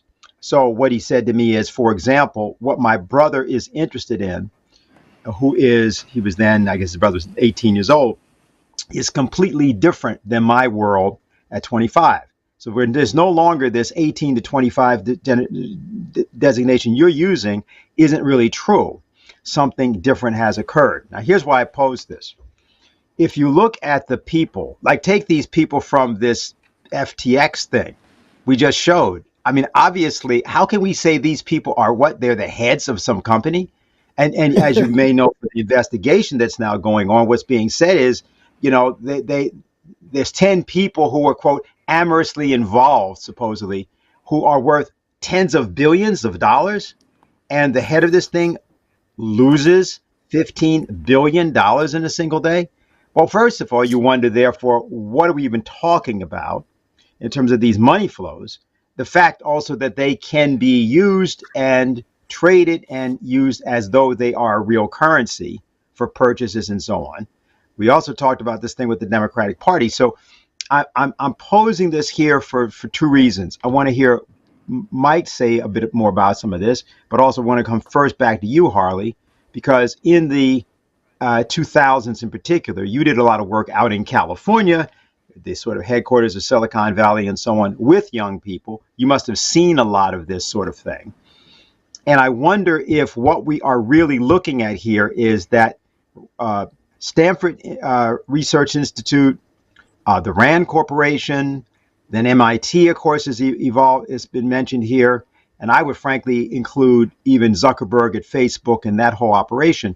Whether what we were really looking at here is over the last 20 years, a kind of transformation of the intelligence community, finance, and the military into a sort of what Ray McGovern refers to often as Mickey Mac, but he's making a different point. He's making the point that this is sort of like the primary monetarist and political engine of whole countries. So that what we used to talk about is Dope Incorporated, which involved old-time hippies, you know, running cottage industries, has morphed into cyber hippies running tens of billions of dollars worth of shill corporations, which are fronts for all sorts of activity, including arming Ukraine. You know, is that what we're looking at, or are we looking at something different? And you know, what does that imply about how it interfaces governments? So maybe we start with you, Harley, and then go to Mike. Yeah, this is a big topic, and one of our associates, Dave Christie, is doing some extensive research on this that'll be out. I think some of it's already been in the Executive Intelligence Review, and more is coming out, sort of updating what I was looking at in the early 2000s when we were first building the LaRouche Youth Movement. And I wrote a couple of articles, which were very controversial at the time. One was called Who Owns Your Culture? And it went through the role that was played by leading financial networks in creating the so-called rap music culture. That this was not something that grew out of the street. I mean, there were people who were so-called street artists who were rapping and introducing these ideas, but all of a sudden it became big time. It was heavily financed, heavily promoted, and who were the people who were largely buying into it? White middle-class kids. And then I think I did a second article on the beginnings of the so-called global warming, the shift from global cooling to global warming around Al Gore. I think I titled it From Hippies to Hedge Funds, and went through the people who were involved around Stanford, Palo Alto, in creating the cyber culture in the 70s and 80s. You mentioned Timothy Leary. There's a whole network you can trace that's involved in this, but they're not who you think. But who is funding this? I mean, these were a lot of people who were sitting in their garage smoking pot, coming up with ideas. Who gave them the funding? Well, you find one of the key funders of this was DARPA, the Defense Advanced Research Projects, which was one of the weapons agencies that was tied to RAND and tied to the Mickey Mat, as Ray McGovern calls it. So, you know, when you bring this up today about the culture, I'm somewhat shocked watching the emergence of TikTok, for example, from nowhere to becoming one of the leading controlling mechanisms of the fashion and art and music for young people. Something happens similarly with Instagram, where you suddenly see a new platform that's brought up, which didn't exist months ago, which now is determining the way people talk to each other. The language, same thing happened with the development of the text messages, where you, instead of being able to communicate real ideas, you had to reduce it to really small number of symbols. So in terms of the question you're asking, how do these trends get started? It's money. There's a lot of money that's going into these things, and what's the idea behind it? The idea is that if you have young people grappling with big ideas, and we just had the Artemis mission launched the other day, that finally the rocket got up. If people are engaged in that, as they were in the early 60s with Kennedy and the Apollo program, you create a totally different conception of the nature of man and the universe, as well as the potential for young people to reach out to other young people in other countries on common interests, common prospects for development. But if you can reduce them, reduce their language skills, reduce their interests, reduce them to hot button issues, you can control them. And they write about this. This is what William Sargent wrote about in The Battle for the Mind. There are many other books. Dennis, you're very familiar with this. Many other books that were written, people like John Rawlings Rees. How do you take a young population that may be interested in universal history and the application of man's scientific breakthroughs to technology and economics, and reduce it to having a lot of money and sitting around smoking pot and having sex? Now, on that, I'll just throw out one other thing that I find quite interesting. One of the people who was a promoter of the whole FTX operation was none other than Tony Blair, who's one of the leading operatives deployed by the British Empire throughout the last 30 years. And who was sitting next to him when they met with the FTX guy is Bill Clinton. So, these were not marginal people who were promoting this operation. And so it is important to look at the venture capital firms that put the money in and the directions that they're setting up to divert young people into hedonism, empiricism, and away from big ideas. Let me just leave it at that. Before you respond, let me just point out the reason I'm asking it. You referenced John Rawlings Rees of the Tavistock Institute, who had written a book, this is back now in the 40s, called The Shaping of Psychology by War. Yeah. What we're looking at now around this nuclear question is how do you create the circumstances in which you can, in fact, launch, if necessary, a nuclear provocation or nuclear war, and you don't necessarily have a big response from the population. That's one of the reasons. We'll get the kind in a minute, right? So this issue of so-called disinformation is emphatically linked and intimately linked to creating a circumstance of passivity in a population, what we used to call pacification programs. And therefore, you can pursue wars of various types if people don't respond to that. So, Mike, just wanted to come back to you and get any of your thoughts on any of what we were talking about. Well, in terms of the whole crypto thing and FTX and so on, I mean, the question is, Harley was talking about the money flows going into the development of these companies. The question is, where did this whole crypto initiative come from in the first place? If we say it began with Bitcoin, but Bitcoin supposedly, the white paper was written by a pseudonym, Satoshi Nakamoto. Who was that person? Was it more than one person? Nobody really knows.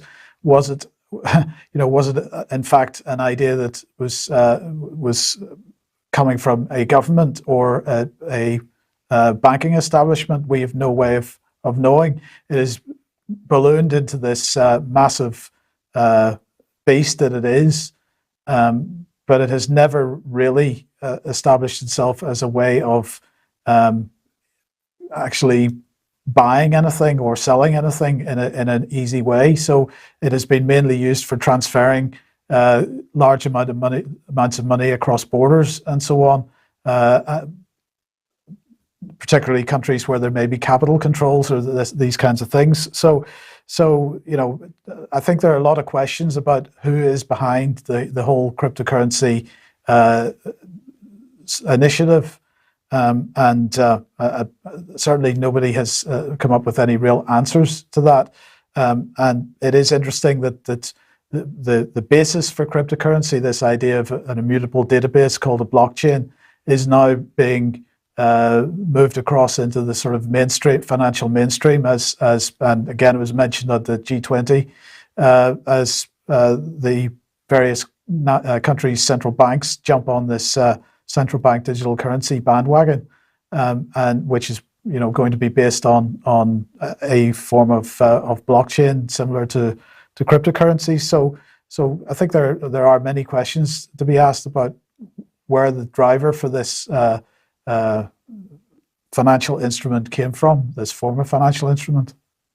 One other question for you, Mike, before we go to Kynan, and we do have a couple of other questions which we will get to, but it comes to this thing you were just saying, because they're right. See, cryptocurrency and all has been referenced as though it's a kind of a renegade counterculture of the people that want to be off the grid and the people who think that they're going to be fiercely independent and so forth and so on, right? Sort of an outlaws romantic area where you can make extraordinary amounts of money out of absolutely nothing.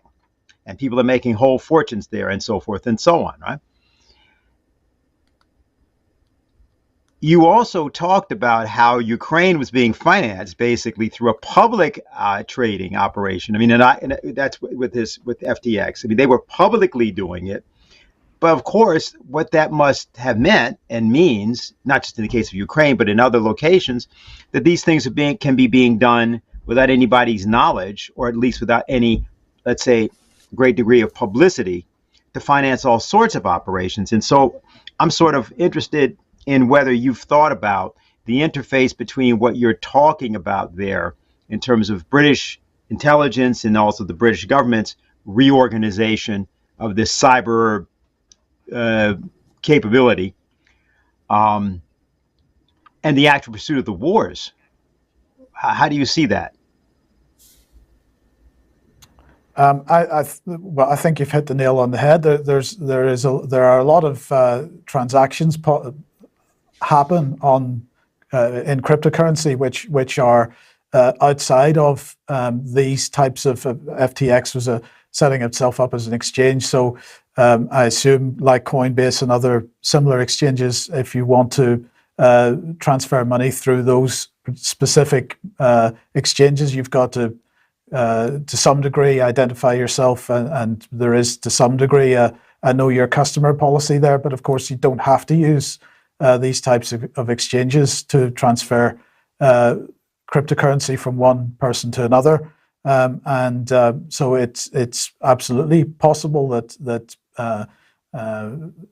and probably likely that intelligence agencies are using that as a mechanism for funding activities around the world. And of course, we have no way of discovering whether that's actually happening. Dennis, let me just, yes. Can I just say one thing on that? You hit on this important point that the argument is that crypto gives you a way of escaping Federal Reserve control of government monitoring and so on, and it could become the basis of a new financial system. Well, the irony is that governments now are looking at this as a way of having maximum control. And at the same time, you look at the FTX case brought up by Kit Clarenberg in the Gray Zone. What's he talking about? Some of the money that went to Ukraine, supposedly for weapons that no one really knows where it went, may have been part of a money laundering operation that went into crypto and then ended up in bank accounts of Ukrainian oligarchs. So, the idea that this is something that can be used to escape the regulatory system actually is being used by people to enrich themselves and wage a war at the same time. So I think, there's a lot that has to be investigated in this, as Mike was getting at. But the idea that you want to do something about the Federal Reserve, you have to go to Glass-Steagall. You have to have government regulatory policies that prevent money laundering in all forms. And what that means is you have to have a population that will not tolerate these kind of funny money ideas, these monetary tricks that make a few billionaires at the expense of the whole population. And instead, you need something that reflects the general welfare, and that's what Glass-Steagall represents, where you do not allow the mixing of speculative funds with commercial banking. And if you allow that mixture to occur, no matter what you do to try and get around it, it's going to end up creating new bubbles and new billionaires at the expense of the real physical economy. Kynan, we've gotten sorry. Can I just add one thing to that? Sorry, Dennis. Just want to add one thing to that. Back in 2008, when the Bitcoin white paper came out, and there was other documentation coming out at around the same time. So I can't remember exactly where I read this, but it certainly was part of the narrative of Bitcoin right at the very beginning. Was that the founders envisaged it being very much an opportunity for speculation, and at that point, I thought to myself, right, okay, we're not actually seeing anything different here. This is just another iteration of the same type of mentality that we've seen in the mainstream banking system. So I just wanted to make that point. Yeah, and I think later on we can discuss this a bit more, because one of the elements is that people forget that government is a recent, that is, Republican forms of government are recent. They are not only 250 years old.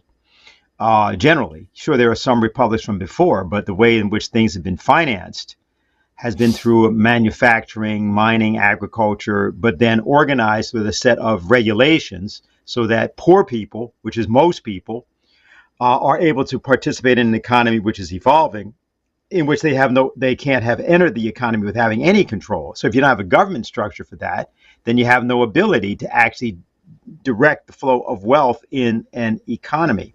What's actually happening, which often happens under the guise of revolutionary, populist movements, is you get oligarchies who basically wrest control from the government, the little bit of control the government got, right? So who's going to get screwed in all of this are poor people and people who otherwise don't have masses of capital.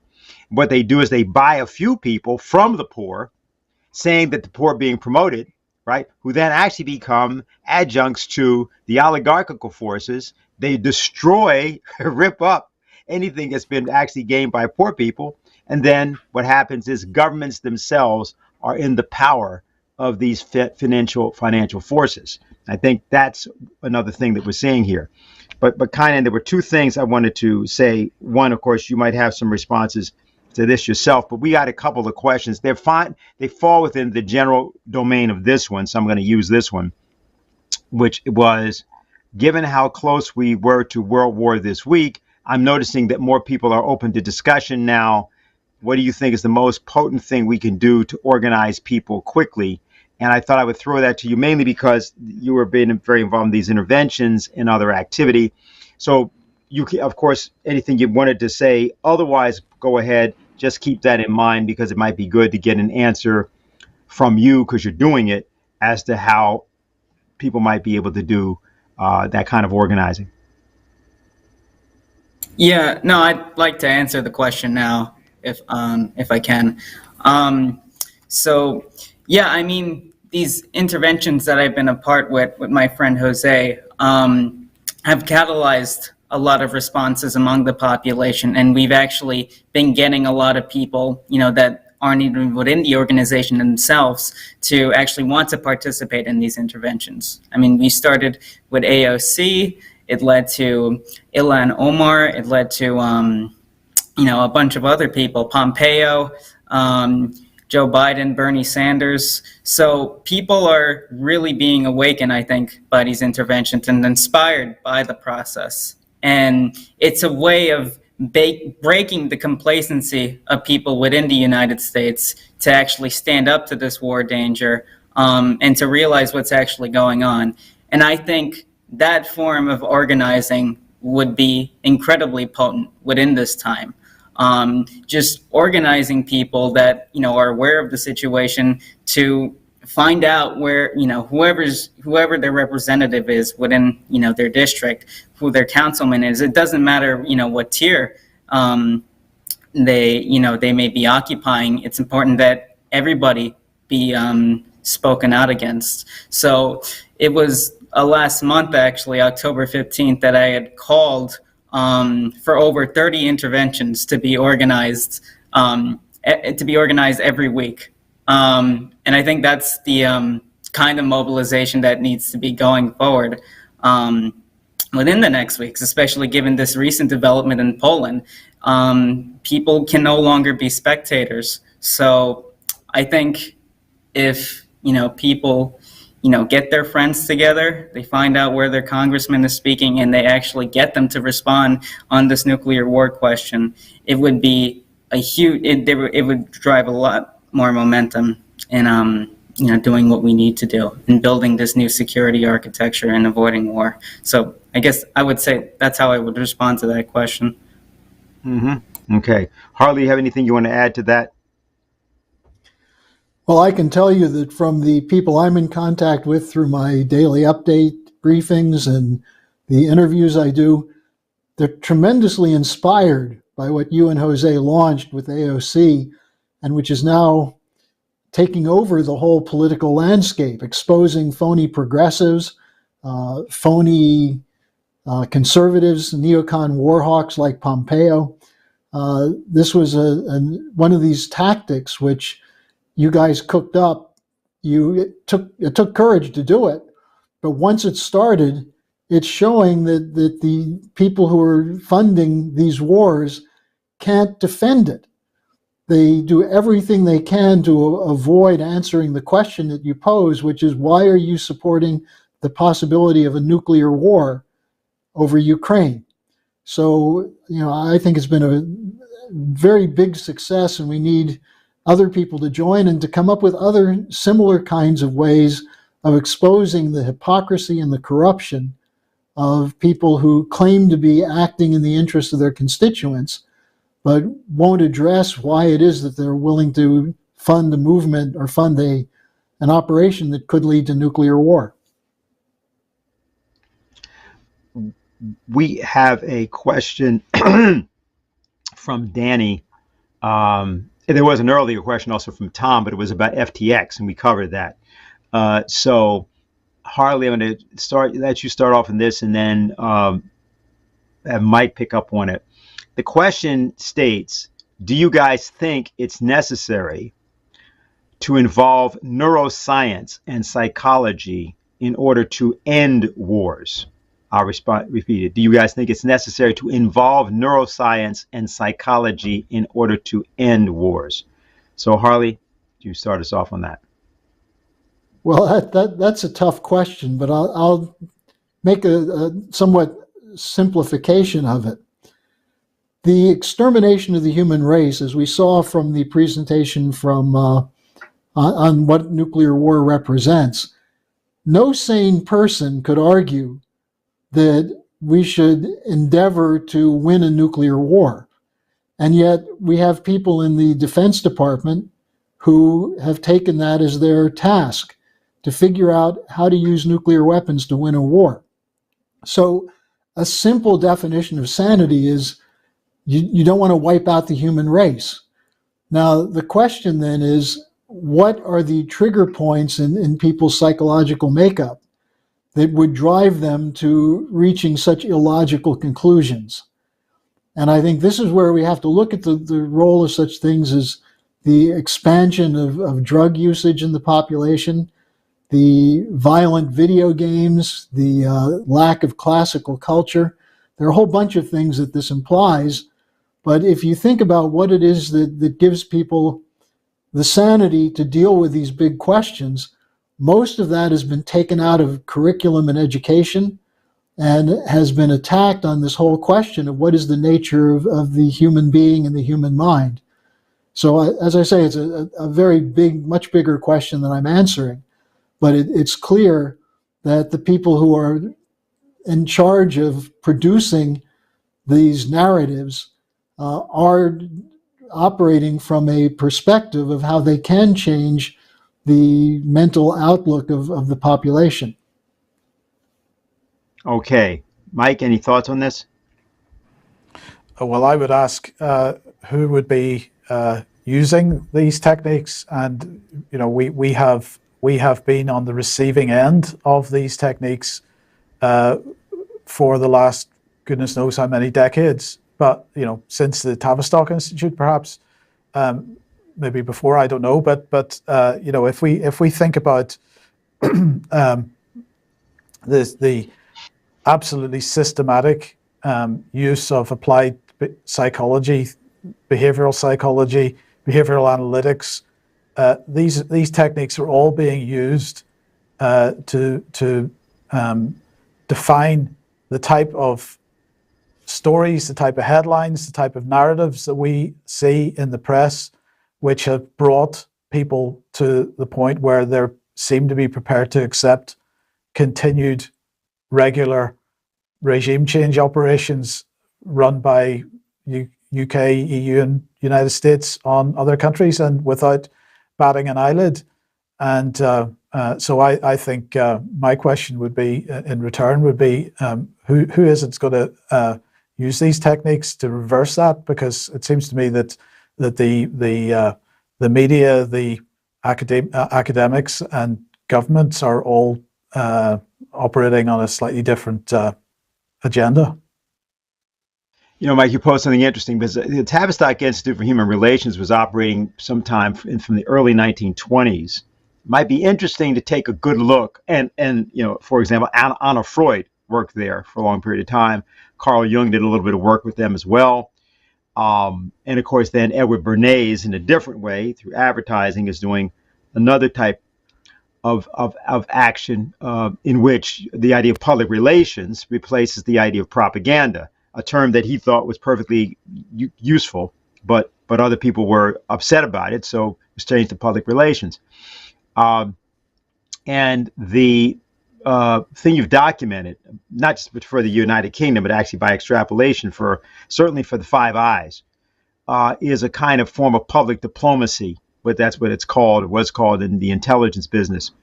I wonder if it would be possible to take a good look, particularly since the Second World War.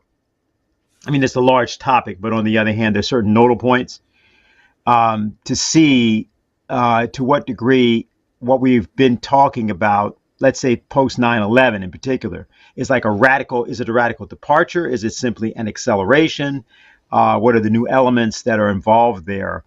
Because when you're looking at this idea of disinformation, as you're showing it, you get these operatives. There was a question that came in, which I'll just paraphrase, relevant here, which was, you see people like this Andy Bryce guy or these other people, they're not particularly impressive. They don't seem to have particularly high levels of intelligence. So why are these people supposed to be the sort of arch managers or supervisors, right? The global omnipotent administrators of this sort of faceless system, which has got multiple alphabet names that nobody can trace, which is sort of manipulating everybody's lives. But they seem to be, frankly, below average intelligence. So the whole idea of how the apparatus itself works is one thing. I don't know if you have a particular comment on what I just said, but I think it might be interesting to try to look at how this whole process of persuasion, and the interface of neuroscience and so on with that. What do you think? Well, the only comment I would make on that would be, I think what we're seeing in the likes of Andy Price. I mean, he is. If we just look at the public face of the UK government, for example, which of course is the House of Commons mainly, and we look at the standard of the discussion, the standard of the debate, the standard of the behaviour even within that chamber, and compare that to 40, 50, 60, 70 years ago, you can see how British society has devolved in that time, and how the quality of people that are in government has fallen to such a degree.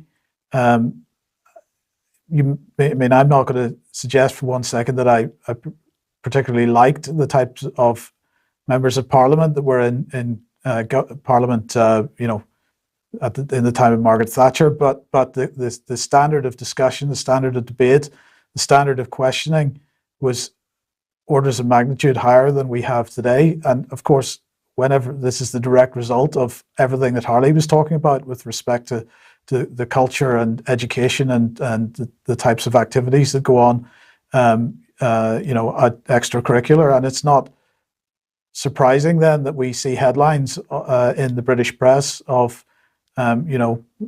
cocaine on toilet seats in the House of Commons, because this is what has become of society in general, and therefore the types of people that we start seeing occupying these jobs are equally fallen. So that's really my only thoughts on that. Yeah, that's Harley. Yeah.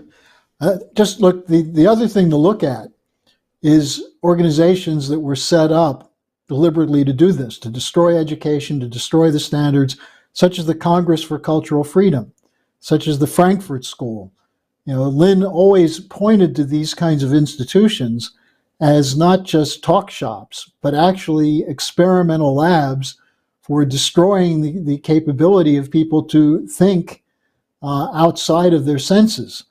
Then you look at other aspects of it, like the Rhodes Scholarship. How many of the people who promote British geopolitics in U.S. institutions are Rhodes Scholars?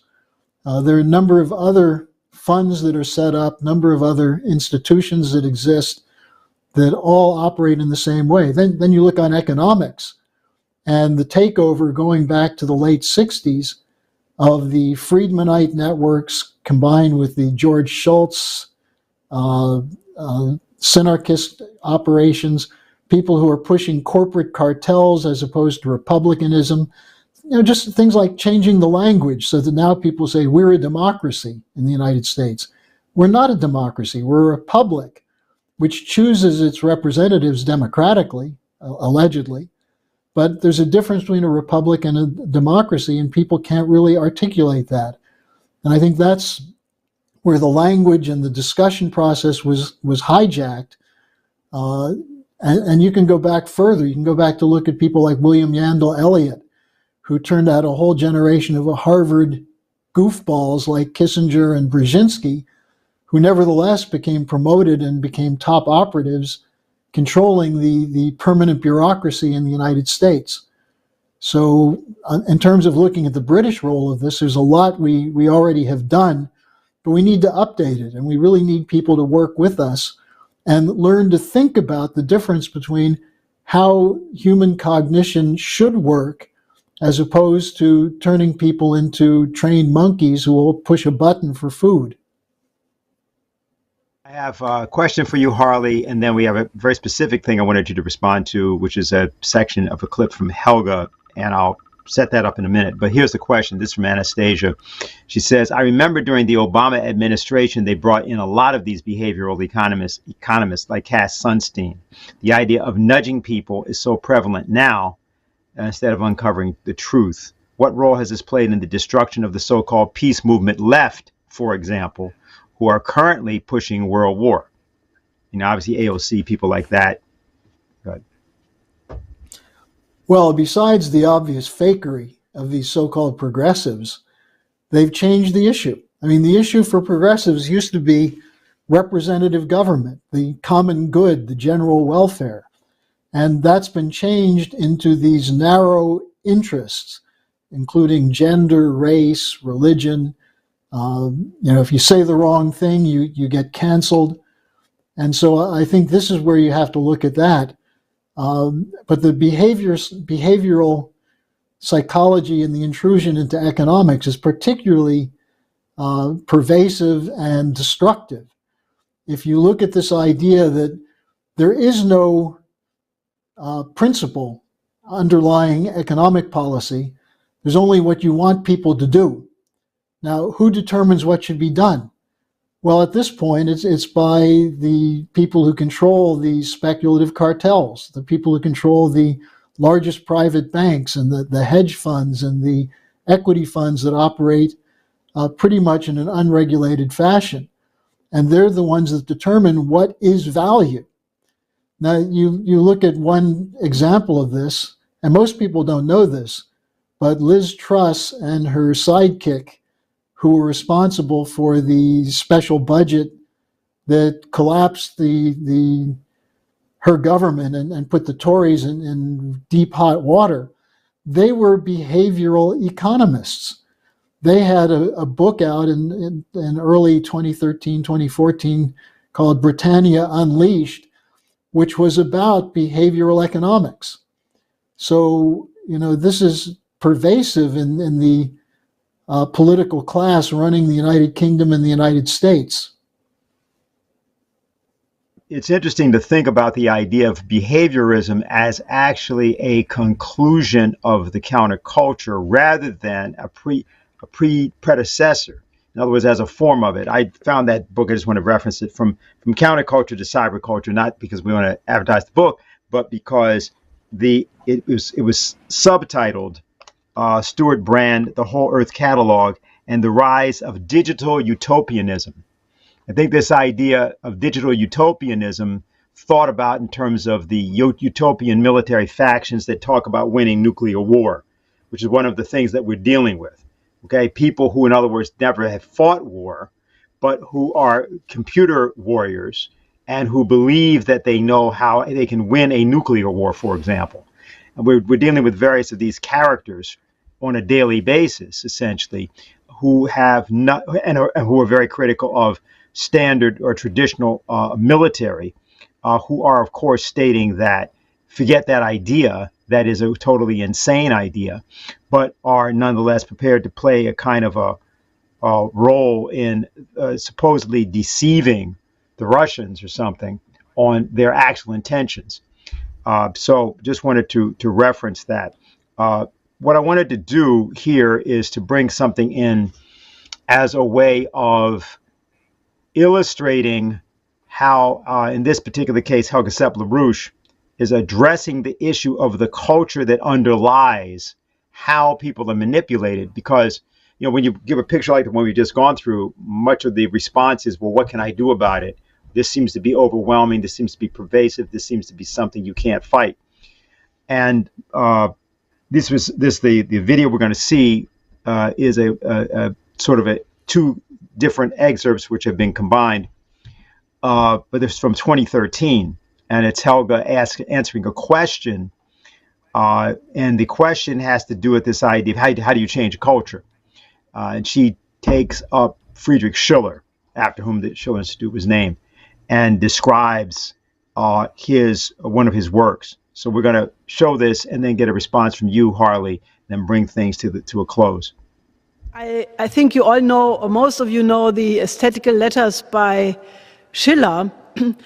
And, he wrote this after the hope of the European Republicans had been disappointed, namely to take the American Revolution as a model to do the same thing in Europe.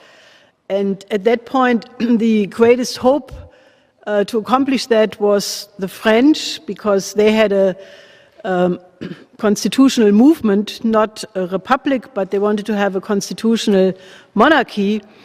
And as long as, Condorcet was in charge, there was a good chance that this would have succeeded. And Friedrich Schiller and the Prussian reformers and all of these people were absolutely convinced that it would go on from there to Germany, to other European countries. And then naturally we know what happened. The Jacobin became terrorists. They got subverted. They chopped off the heads of people. They said, they had not the right for life, liberty and pursuit of happiness, but, equality comes from chopping off heads. That's one way of getting equality. And so at that point, Schiller, who had been given the honorary citizenship of France because they liked his early dramas very much, gave it back. He wanted to have nothing to do with the Jacobin terror. And then he wrote the aesthetical letters. And they were actually a comment on what do you do, and I think in the second or third letter, he says, what do you do if you have a government which is corrupt and the masses are depraved?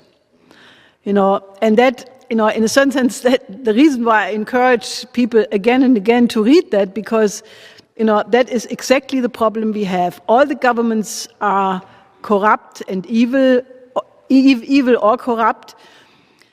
And the masses, I think we all know what the problem is with the masses. They have been, subverted into liking depraved entertainment. They like things which are, horrible. Bruce Fein had his way of formulating it, and I have a little disagreement with him on the nature of man, but it is true. What are the video games other than enjoying killing? And why is the borderline from massacres, or watching videos to massacres such a thin line that it happens again and again? Because people have depraved emotions. So Schiller wrote this aesthetical letter, and he came to the very surprising answer to say that when you have this condition of bad government and rotten masses, there is only one way how you can redeem it, and that is through great classical art. Now, a lot of people, again, give it a spin, and they say, that means Schiller became unpolitical. He didn't really take on these important questions. But in a certain sense, he said the reason why classical art is the only way is because his standard of classical art was the highest.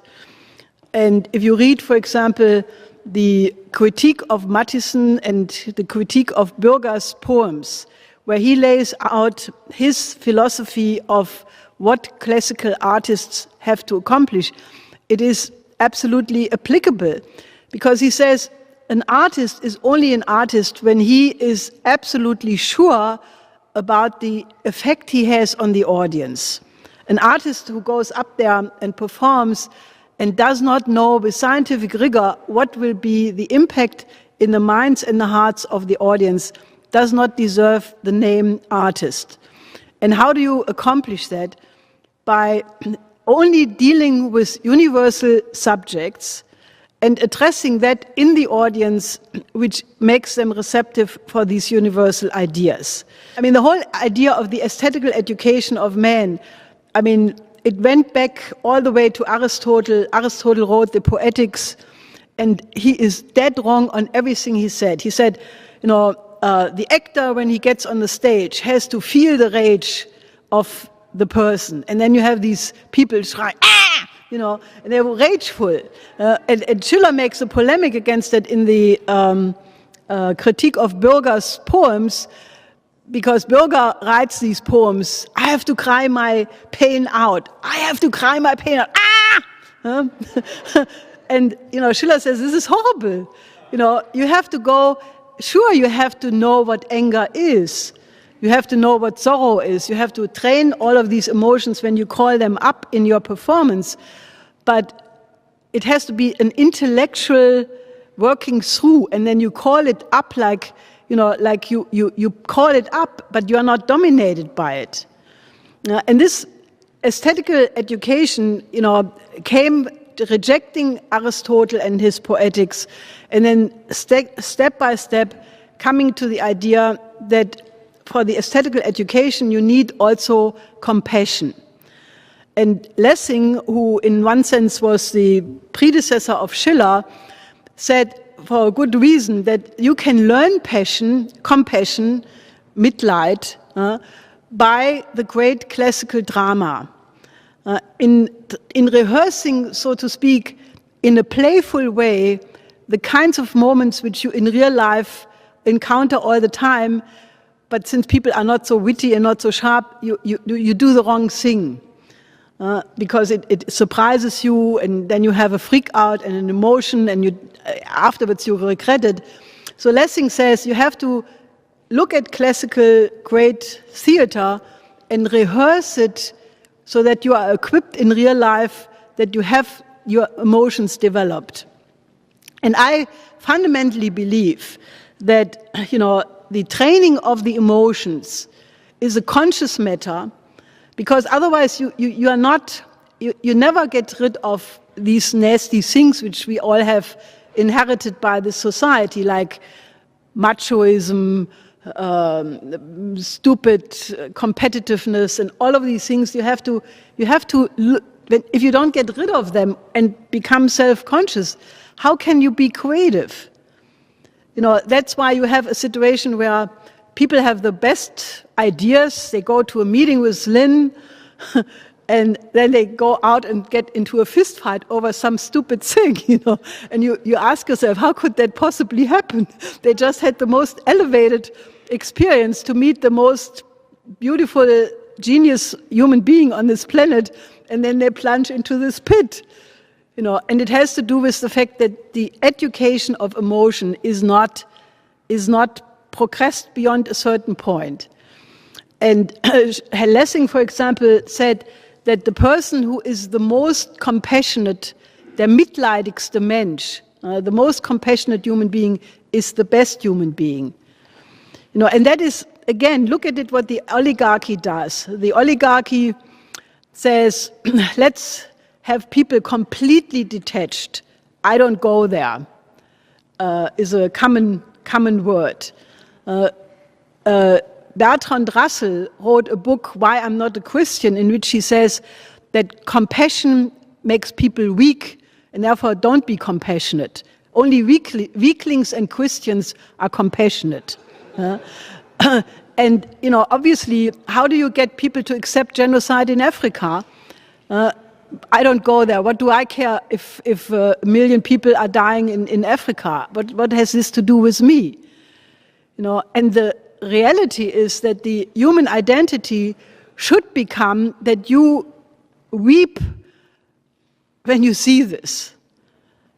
I really mean it, that you have to be able to cry about what you see in the world, because if you don't really get upset about what is happening with the youth culture, then you have not the strength to fight it.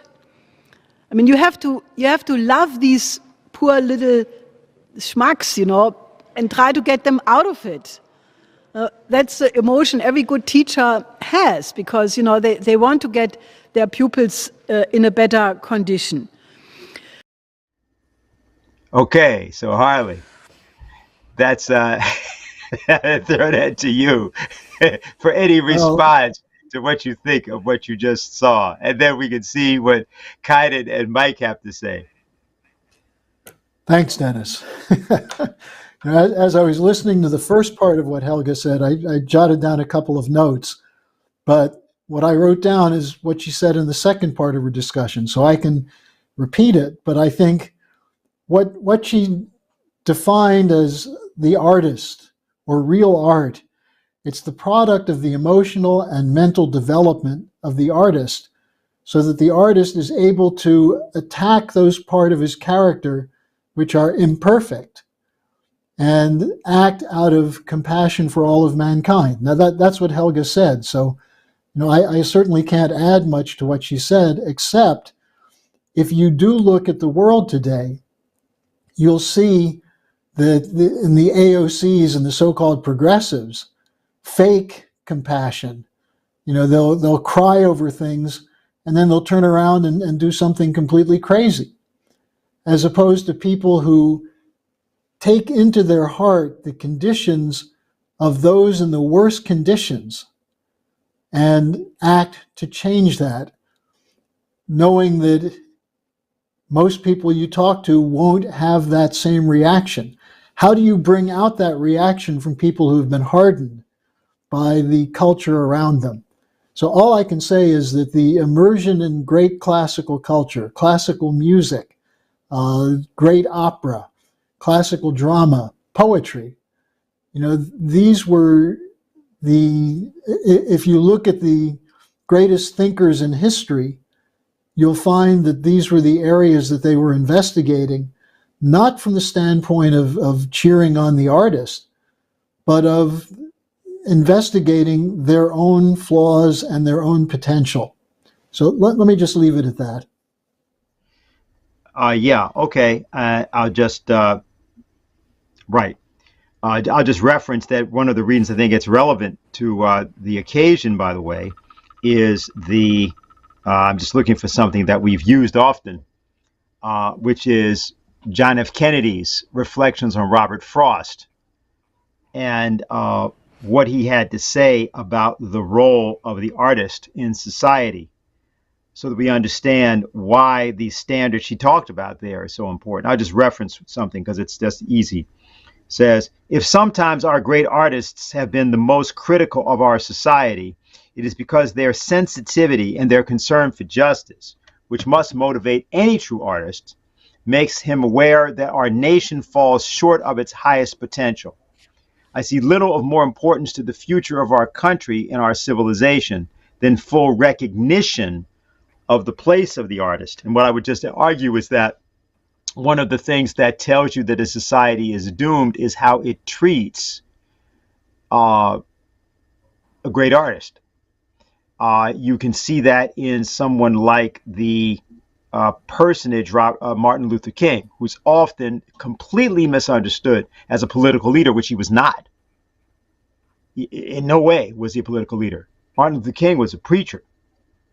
And the application of what he understood to be the gospel to daily life was for him a realization and recognition of Christianity, which he thought was actually not practiced generally in the United States, that there were very few Christians in the United States, and he thought it was a good idea to practice it. So, that was what it was. Now, people then tried to call that politics, and that's why people that came afterwards and tried to imitate it couldn't get anywhere, because it wasn't political. It was a completely different commitment, and his I'm using him because also both Kennedys had a quality of this, which sometimes came out in funny ways, sometimes not as poetically as they might have wished, but certainly the inaugural speech of Kennedy and Bobby Kennedy's remarks in Ohio the night of the assassination of King. These are two occasions on which both of them exhibit this same kind of quality. So I just want to say that. But Kynan, you have any thoughts on this? Yeah. No, thank you for showing that. That was really empowering to listen to. One thing which actually struck me from listening to that was, I think she quoted from Schiller or Lessing, I can't forget, but that a play or any, classical composition needs to have an intention, and that if you aren't writing with an intention, then your works are ultimately worthless. And I'm thinking right now, because I'm in college and I'm taking a Shakespeare class, and the one thing my professor told me in the beginning of the class is that if you think Shakespeare is a universal figure, then you're making a huge mistake, because he's not, and that you can never actually figure out the intention to any of his works. It's purely for entertainment, or, because he just wanted to do it. And that's just completely wrong. I think we have to rethink how we approach classical literature today. And we need to make an effort to actually bring it to the youth today, rather than, this terrible culture that we see today. And I was thinking, on this whole FTX thing and why so many youth are involved in this cryptocurrency. It's because they don't really have a mission to work towards for. They don't have a meaningful mission in which to actually dedicate their lives. So just that entire speech was really empowering. And yeah, we should show that to every young person out there today. Okay, Mike, any thoughts about this in any way? No, I don't think I really have anything to add. I think Harley, I think both have covered it. Yeah. So what I want to do is to just bring this now to kind of a conclusion. So we're going to be having a conference in in a few days, and the theme is stopping the danger of thermonuclear war. We just all have gone through stopping the danger of nuclear war. Now, thank you for putting that up. People can go to the site and register for that. Starts in the morning, I think at 9:30 in the morning. And the first panel, which will be jam-packed. There are a lot of speakers, a lot of different people who have different things to say at this. From 9:30 to 1, I believe, is what it will be. Helga Sepp-LaRouche will be starting us off. So we invite everybody to that, and we would need help, assistance to organize it. Let me also point out that Helga Sepp-LaRouche is #1 on the Ukrainian Center for Countering Disinformation's kill list, along with another 30 people from Schiller Institute. And we don't take that lightly. There have been various things that have been happening, including this past week, with the arrest of sympathizers, Azov battalion sympathizers in Italy. There's been a kind of sighting of the same sort of forces in Bolivia. Pretty nasty situation going on there. And of course, we have the still unexplained attempt to assassinate the former president of Argentina, Cristina Kirchner, by somebody who identified with the Azov battalion. So, you know, in saying we're doing this conference, the point is that we are controversial and we insist on the need to tell the truth about matters. Sometimes that gets people upset, including about this present circumstance in Ukraine, which is basically kind of like the old, I think they call them mariachi, right? It's sort of the one doll within another, right? So you look at the thing, and clearly Zelensky, by the way, I meant to mention that, is a trend. You know, it's like the thing that was said about the cryptocurrencies and where they came from. All of a sudden, one day, they just popped up. Think about Zelensky, right? As far as we know politically, what was he? He was a character in a TV series that then led to a party being created, which was a party named after the TV series, and then he got elected to actually be president, and that's the role that, as I understand, he was playing in the TV series. So now we're supposed to take him seriously, and then he gets this more promotion than virtually anyone, any political leader of the latter part of the, certainly within this 21st century. And then this guy almost starts, or he tries to start a nuclear war. He's sort of like, you know, it's sort of like if the Reichstag fire had actually involved somebody who was actually trying to set fire to the Reichstag. That's Zelensky. And he tried to set fire to the whole world. So you see this process. We want to stop this process, but we are dealing with forces such as the City of London or Wall Street that have been largely hidden. And so just in the closing, as we point to that conference of this Tuesday and otherwise point to next week, any thoughts that you have? I'm going to start with you, Mike, and then go to Kynan briefly, and then to Harley. Just on anything, Dennis? Yes. Well, but specifically you know, we've had this problem. I mean, you've seen it in that area concerning the danger of war, and you know the kinds of things we've seen from The Economist and so forth. I don't think this is going to slow down. I think this is probably going to accelerate. What's your thought? There's no question it's going to accelerate. I think that actually there are regular surveys published in the UK about what people think about the war, about what people think about various government narratives and so on.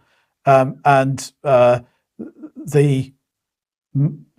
they always highlight that there is this minority of people that do not accept what they're told by the government on whichever issue it happens to be. But that is a growing minority, and I think there's a lot of encouragement to be taken from that. There is a growing recognition, for example, that whatever financial and economic difficulties people are facing at the moment in terms of cost of living and so on, actually these are a direct result of the policies that the government have been, and British government has been implementing over the recent years. So people are increasingly open to asking questions about what's going on around them, and they're not quite as willing to accept things as perhaps they were a few years ago. So I'm reasonably optimistic that, and I'm seeing frustration in the political class that, with respect to Green New Deal and other things, that progress isn't being made according to the sort of timescales that they were hoping that they were going to be made in. So I'm quite encouraged that we're making enough time for ourselves to actually make some progress in a positive direction. Okay, Kynan? Yeah, no, we certainly have to, mobilize to stop this war drive. And I'll just mention one thing that Jose and I have started recently to kind of counter this disinformation that you're seeing. We actually started our own podcast recently called Declaring Independence, and with the intention of actually interviewing people from all kinds of fields, whether it's, in the political field, in the artistic field, wherever, because, as was discussed, I mean, you have this control of the narrative going on in the West, and there's a need to break from that. And our way of breaking from it is to actually get independent voices, people that aren't part of the establishment, and just engage in a dialogue with them and, question what's going on. So that's what we've done. We actually had Scott Ritter on, we talked to him yesterday, and we'll be live streaming it today at 8, our interview with him. So, people just need to mobilize this conference, which is happening on the 22nd. Obviously, people, I think, should participate in that, register for that. That's it. Okay, well, thanks. And we'll say a little bit more about that actually at the very conclusion. Yeah, Harley? Yeah, I did an update the other day under the title, What You're Not Being Allowed to Hear. And people are not being allowed to hear the alternative that's emerging as a real economic threat to what most people don't like, which is the control by the central banks, the private banks, the corporate cartels. People don't like it, but they don't know that there's an alternative. And those who are hearing about the alternative say, well, if it's Russia and China, I'm not for it. Well, this is where you have to change your thinking, because the nations that you're being told are the enemies of the United States are fighting against the same powers that you don't like, the ones who are controlling politics, controlling economics, the neocons, the war hawks, the neoliberals. And so our job is to get out the truth that the alternative that's being fought for, especially in Asia, where people are optimistic, in parts of Africa, where people are standing up against the Tony Blairs and the Tony Blinkens. We have allies all over the world. Share our videos, get our words out, including, as Kynan suggested, the beautiful talk you just heard from Helga. We have the opportunity now to create a new strategic and financial architecture because the other side is weak and collapsing and depending on you doing nothing. But if more people speak out, if more people join us, we have the opportunity to create a new paradigm. And it's already coming into existence. So don't go by what you're not hearing. Find out what's real and work with us to get the message out. Okay. Mike Robinson, Kynan Thistlewaite, Harley Schlanger, I want to thank you all for being with us today. We want to thank everybody for listening. And let's put up the conference again that the Schiller Institute will be doing this coming Tuesday. It's 2 panels, by the way. It's being done for the purpose of ending or stopping the danger of nuclear war now. It's the 3rd seminar of its type of political and social leaders of the world. It's an international forum. Let me make that clear. It's virtual. So it means that anyone can attend from anywhere in the world. It'll be starting at 9:30 a.m. And therefore, even if you're on the other side of the world, you can come to some part of it at a reasonable time. and the idea will be that we start, as it says there, with stopping the doomsday clock, the common good of the one humanity. That's the first panel, and that panel will go, it says, to 12:30. Actually, probably be a little longer because we have had such a kind of response in terms of people that wanted to speak and be involved at this and in this conference. And then panel 2, I think the time will be adjusted on this. Let me just say, probably to 2 o'clock, because we're going to be giving more time to the beginning. Peace Through Development is the name of that panel. So you will be able to join us. It's pretty much essentially an all-day conference, and we would propose that you make that time available as best you can. The other thing we'd like you to do is to take, if you go and you visit both, well, mainly the Schiller site, but there are other locations where we've broken out some of the presentations. For example, what we showed at the beginning of the program from Stephen Starr on what a nuclear war does is a presentation that's been broken out and is there for you to be able to use it and to circulate it. We were also trying to get some smaller, shorter things that help to advertise the conference. And I think just in conclusion for today, we'd like to just point out the following. Of course, November 22nd, 1963, the United States was changed irreparably for the worst. We have yet to even have released into the public domain the documents of that period. The idea of the Kennedy brothers having sacrificed their lives, given their lives for the purpose of stopping thermonuclear war, while some people might think that's a stretch, I think that's emphatically the case. That issue of nuclear power was the premise upon which the so-called military-industrial complex was established as a permanent bureaucracy in American life.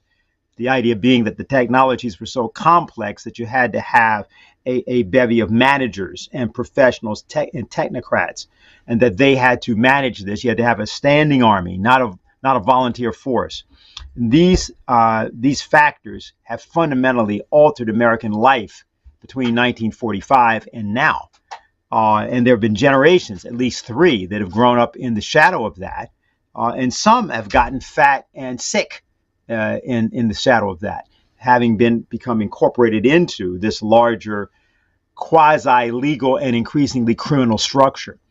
Meanwhile, the fabric and fiber of the American manufacturing, mining, and agricultural sectors have been sapped. And under the pretext that we no longer wanted to be productive, because we were going to change the name of production so that instead of being a manufacturing center, we manufacture information. We manufacture debt. We manufacture, quote, entertainment, as though the billions of people on the planet, or we ourselves, actually have the prerogative, while there are people starving or otherwise dying of disease, to, quote, be entertained. This doesn't mean that people can't have what's called recreation, which is something completely different. Recreation being replenishing the creative processes that allow somebody to be productive is a wholly different process.